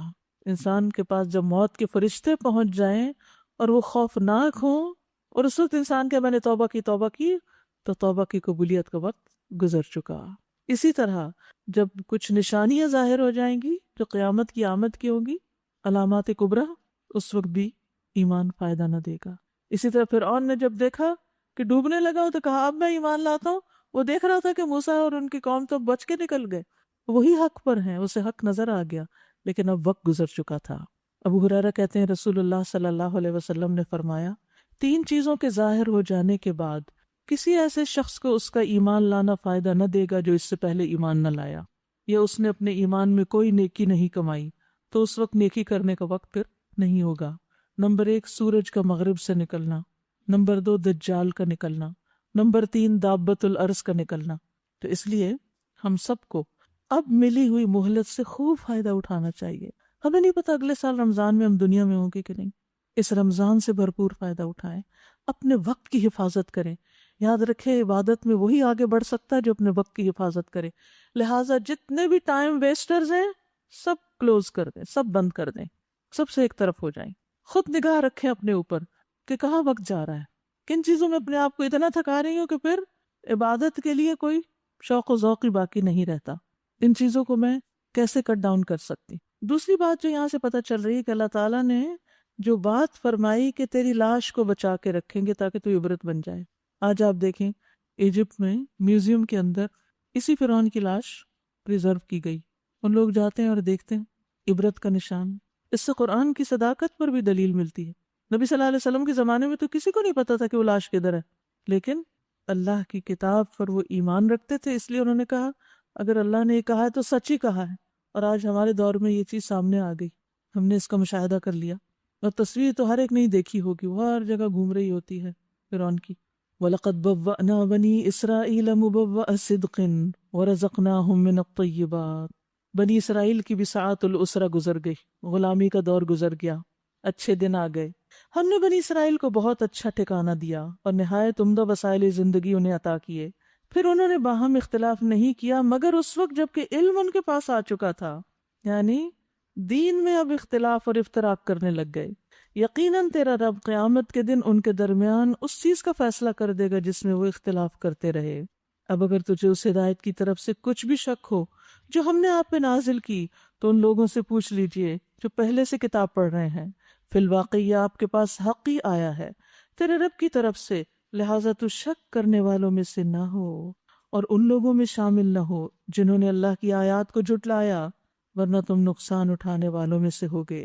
حقیقت یہ ہے کہ جن لوگوں پر تیرے رب کی بات حق ہو گئی، سچ ہو گئی، ان کے سامنے خواہ کوئی نشانی آ جائے وہ کبھی ایمان لا کر نہیں دیتے جب تک کہ دردناک عذاب سامنے آتا نہ دیکھ لیں، جیسے فرعون. پھر کیا ایسی کوئی مثال ہے کہ ایک بستی عذاب دیکھ کر ایمان لائی ہو اور اس کا ایمان اس کے لیے نفع بخش ثابت ہوا ہو؟ یونس علیہ السلام کی قوم کے سوا اس کی کوئی اور مثال نہیں. وہ قوم جب ایمان لے آئی تھی تو البتہ ہم نے اس پر سے دنیا کی زندگی میں رسوائی کا عذاب ٹال دیا تھا اور اس کو ایک مدت تک زندگی سے بہرہ مند ہونے کا موقع دیا. کہا یہ جاتا ہے کہ یونس علیہ السلام اپنی قوم کو نصیحت کر کر کے تھک گئے تھے تو وہ تنگ آ کر اللہ کا حکم آنے سے پہلے ان کو چھوڑ کے چلے گئے. وہ تو پہنچ گئے مچھلی کے پیٹ میں اور قوم سے اللہ نے عذاب ڈال دیا. تو اس میں بھی ایک بہت بڑا سبق ہے کہ اپنی ڈیوٹی اس وقت تک نہیں چھوڑنی چاہیے جب تک اس کا وقت پورا نہ ہو جائے. ہمارے اکثر دفاتر کا حال یہ ہے کہ چھٹی سے کچھ دیر پہلے ہی سب کچھ سمیٹ کر رکھ لیتے ہیں. یہ اوقات بھی امانت ہوتے ہیں. یاد رکھیے جن اوقات کی ہم کمٹمنٹ کرتے ہیں وہ اوقات امانت ہوتے ہیں. اللہ نے اپنے نبی یونس علیہ السلام کو نہیں چھوڑا. اب وہ جا رہے تھے آگے دریا آ گیا یا سمندر آ گیا اور آگے کہیں اور بھاگنے کا راستہ نہیں تھا، لہٰذا جو کشتی جا رہی تھی اسی میں بیٹھ گئے. اس قوم سے نجات ہو، میں جا رہا ہوں. اکثر ہم ایسے کرتے ہیں، واک آؤٹ کر جاتے ہیں. انف از انف، بس ہم ان کی شکل نہیں دیکھنا چاہتے. پھر وہی بنے لا ملجا من اللہ الا الیہ، اللہ سے بھاگ کر کہاں جا سکتے. اب وہ راستے میں جب کشتی اوور لوڈ ہو گئی اور وہ ڈوبنے لگی تو سب نے مل کے فیصلہ کیا کہ ایک شخص کو باہر نکال کے پھینک دیا جائے، اس میں سب کی نجات. قرآن اندازی ہوئی کیونکہ خود تو کوئی بھی آفر نہیں کر رہا تھا کہ میں مرتا ہوں اور تم سب بچ جاؤ. یونس علیہ السلام کے نام قرآن نکلا اور انہیں کشتی سے اٹھا کر سمندر میں پھینک دیا گیا. جو ہی انہیں پھینکا گیا ایک بہت بڑی مچھلی آئی اور اس نے ان کو نگل لیا اور وہ اس کے پیٹ میں پہنچ گیا. اور اندھیروں پر اندھیرے اس وقت انہیں احساس ہوا کہ غلطی میری تھی اور وہ پکار اٹھے لا الہ الا انت سبحانک سبحانک انی کنت من الظالمین. انہوں نے اپنی غلطی مان لی، اللہ نے ان کی توبہ قبول کر لی اور مچھلی نے ان کو کنارے پہ لا کے ڈال دیا. پھر وہ اپنی قوم کی طرف واپس آئے اور قوم کو بھی ایک عرصے تک مہلت مل گئی مزید اچھے کام کرنے کی اور اس کو ایک مدت تک زندگی سے بہرہ مند ہونے کا موقع دے دیا. اگر تیرے رب کی مشیت یہ ہوتی کہ زمین میں سب مومن و فرما بردار ہی ہوں تو سارے اہل زمین ایمان لے آئے ہوتے. یعنی اللہ تعالیٰ جبراً سب کو مسلمان کر سکتا تھا. پھر کیا آپ لوگوں کو مجبور کریں گے کہ وہ مومن ہو جائیں؟ کوئی شخص اللہ کے اذن کے بغیر ایمان نہیں لا سکتا. اور اللہ کا طریقہ یہ ہے کہ جو لوگ عقل سے کام نہیں لیتے وہ ان پر گندگی ڈال دیتا ہے، شیطانی وسوسے اور نیگیٹیوٹی. ان سے کہیے زمین اور آسمانوں میں جو کچھ ہے اسے آنکھیں کھول کر دیکھو اور جو لوگ ایمان لانا ہی نہیں چاہتے ان کے لیے نشانیاں اور تنبیہات آخر مفید کیسے ہو سکتی ہیں، ان کو فائدہ نہیں دے سکتی۔ اب یہ لوگ اس کے سوا اور کس چیز کے منتظر ہیں کہ وہی برے دن دیکھیں جو ان سے پہلے گزرے ہوئے لوگ دیکھ چکے۔ ان سے کہیے اچھا انتظار کرو، میں بھی تمہارے ساتھ انتظار کرتا ہوں۔ پھر جب ایسا وقت آتا ہے تو ہم اپنے رسولوں کو اور ان لوگوں کو بچا لیا کرتے ہیں جو ایمان لائے ہوں۔ ہمارا یہی طریقہ ہے، ہم پر یہ حق ہے کہ مومنوں کو بچا لیں۔ کتنی زبردست خوشخبری ہے، حقا علینا ننجی المؤمنین، مومنوں کو بچانا اللہ کے ذمے ہے۔ تو فکر کیجئے اپنے ایمان کی، اگر ہمارا ایمان درست ہے تو پھر باقی کام اللہ کا ہے۔ اے نبی کہہ دیجئے کہ لوگو، اگر تم ابھی تک میرے دین کے متعلق کسی شک میں ہو تو سن لو کہ اللہ کے سوا تم جن کی بندگی کرتے ہو میں ان کی بندگی نہیں کرتا، میں صرف اس الہ کی بندگی کرتا ہوں جس کے قبضے میں تمہاری موت ہے۔ مجھے حکم دیا گیا ہے کہ میں ایمان لانے والوں میں سے ہو جاؤں، اور مجھ سے فرمایا گیا کہ تم یکسو ہو کر اپنے آپ کو ٹھیک ٹھیک اس دین پر قائم کر لو اور ہرگز ہرگز مشرکین میں سے نہ ہو، اور اللہ کو چھوڑ کر کسی ایسی ہستی کو نہ پکارو جو تمہیں نہ فائدہ دے سکتی ہے نہ نقصان۔ اگر تم ایسا کرو گے تو ظالموں میں شمار ہوگے۔ یہ کس کو کہا جا رہا ہے؟ اللہ کے رسول صلی اللہ علیہ وسلم سے کہا جا رہا ہے۔ ایسا نہیں کہ آپ کرنے والے تھے، لیکن آپ کو کہہ کر یہ واضح کر دیا گیا کہ اللہ کے رسول کے لیے اگر اللہ تعالیٰ نے کوئی رخصت نہیں چھوڑی تو باقی اور کس کے لیے ہوگی؟ وَإِن يَمْسَسْكَ اللَّهُ بِضُرٍّ فَلَا كَاشِفَ لَهُ إِلَّا هُوَ، بہت بڑا سبق ہے یہ۔ اگر اللہ تجھے کسی مصیبت میں ڈالے تو خود اس کے سوا کوئی نہیں جو اس مصیبت کو ٹال دے۔ لہٰذا کیا کرنا چاہیے مصیبت میں، ساعت العسرہ میں؟ اللہ ہی کی طرف رجوع کریں، کثرت سے رجوع کریں، جیسے کس نے کیا؟ یونس علیہ السلام نے کیا۔ کیسے پکارا؟ لا الہ الا انت سبحانک انی کنت من الظالمین۔ مشکل کے وقت میں تو پڑھے ہی، عام دنوں میں بھی اپنے گناہوں کو سوچ کر پڑھتے رہا کرے تاکہ اللہ تعالیٰ مشکلات سے بچائے رکھے۔ پھر فرمایا وَإِن يُرِدْكَ بِخَيْرٍ فَلَا رَادَّ لِفَضْلِهِ، اور اگر وہ تیرے حق میں کسی بھلائی کا ارادہ کر لے تو اس کے فضل کو کوئی بھی پھیرنے والا نہیں۔ دل سے خوف نکال دو کہ لوگ کچھ بگاڑ دیں گے، کچھ بھی نہیں بگاڑ سکتے۔ وہ اپنے بندوں میں سے جس کو چاہتا ہے اپنے فضل سے نوازتا ہے، اور وہ درگزر کرنے والا اور رحم فرمانے والا ہے۔ قُلْ يَا أَيُّهَا النَّاسُ، کہہ دیجئے کہ اے لوگو، قَدْ جَاءَكُمُ الْحَقُّ مِنْ رَبِّكُمْ، تمہارے پاس تمہارے رب کی طرف سے حق آ گیا ہے۔ کیا ہم اس کی گواہی دیں گے؟ آ گیا ہے نا، پہنچ گیا ہے۔ اب جو سیدھی راہ اختیار کرے اس کی راست روی اسی کے لیے فائدہ مند ہے۔ یعنی اس کتاب کے مطابق اپنی زندگی کو ڈالنا خود ہمارے اپنے ہی لیے فائدہ مند ہے، اور جو گمراہ رہے اس کی گمراہی اسی کے لیے تباہ کن ہے۔ یعنی حق کو جان لینے کے بعد بھی اگر انسان گمراہی پر اڑنا اور اس پہ ڈٹ جانا اپنے لیے فائدے کی چیز سمجھتا تو یہ اس کی بھول ہے۔ اور میں تمہارے اوپر کوئی حوالہ دار نہیں ہوں، یعنی نبی صلی اللہ علیہ وسلم کی ذمہ داری نہیں کہ لوگوں کو زبردستی مسلمان بنا کے چھوڑیں، یا پھر یہ کہ ان کو جبراً گمراہی سے ہٹائیں۔ وَاتَّبِعْ مَا يُوحَىٰ إِلَيْكَ وَاصْبِرْ حَتَّىٰ يَحْكُمَ اللَّهُ وَهُوَ خَيْرُ الْحَاكِمِينَ۔ اور اے نبی صلی اللہ علیہ وسلم، تم اس ہدایت کی پیروی کیے جاؤ جو تمہاری طرف بذریعہ وحی بھیجی جا رہی ہے، یعنی آپ خود بھی پیروی کریں، اور صبر کیجئے یہاں تک کہ اللہ فیصلہ کر دے، اور وہ بہترین فیصلہ کرنے والا ہے۔ سورۃ ہود۔ شروع کرتی ہوں اللہ کے نام سے جو بے انتہا مہربان نہایت رحم فرمانے والا ہے۔ الف لام را، الف لام را، کتاب احکمت آیاتہ ثم فصلت من لدن حکیم خبیر۔ ایک کتاب جس کی آیتیں پختہ اور مفصل ارشاد ہوئی ہیں، ایک دانا اور باخبر ہستی کی طرف سے ہے کہ تم نہ بندگی کرو مگر صرف اللہ کی۔ یہ ہے اس کتاب کا میسج کہ اللہ کے لیے خالص ہو جاؤ، اسی کی عبادت کرو۔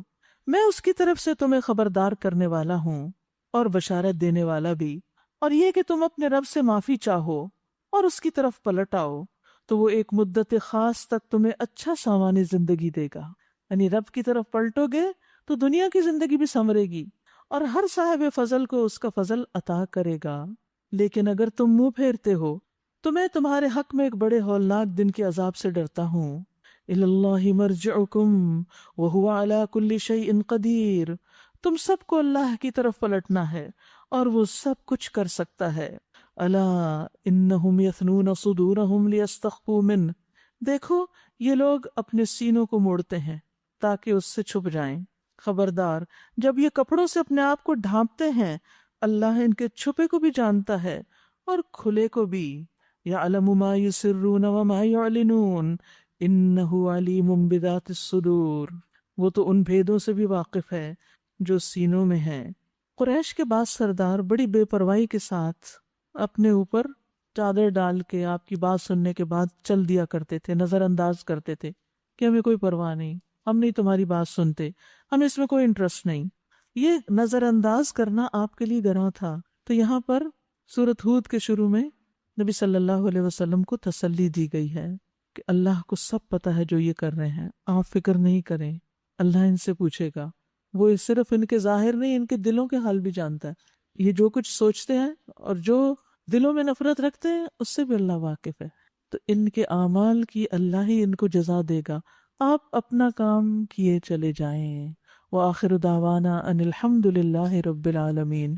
یہ کچھ چیزیں آپ کو انٹروڈیوس کرنی تھی کہ الحمدللہ رمضان میں آپ لوگ اگر مختلف لوگوں کو گفٹ دینا چاہتے ہیں تو یہ 2014 کے جو دورہ قرآن تھا اس کے اندر سے جو اہم نکات تھے، اہم باتیں، ان کو اس کتاب قرآن کے موتی میں سمو دیا گیا ہے۔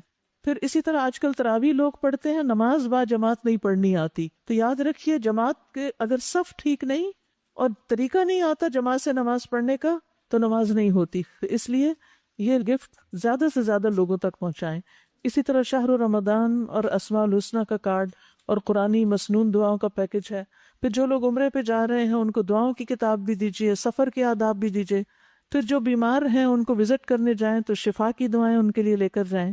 اسی طرح اگر کہیں ڈیتھ ہو جائے تو میت کی بخشش کی دعا، ایصال ثواب اور قبر کے 3 سوال جو آگے ہوتے ہیں ان کے بارے میں لوگوں کو اویئرنیس دیجیے۔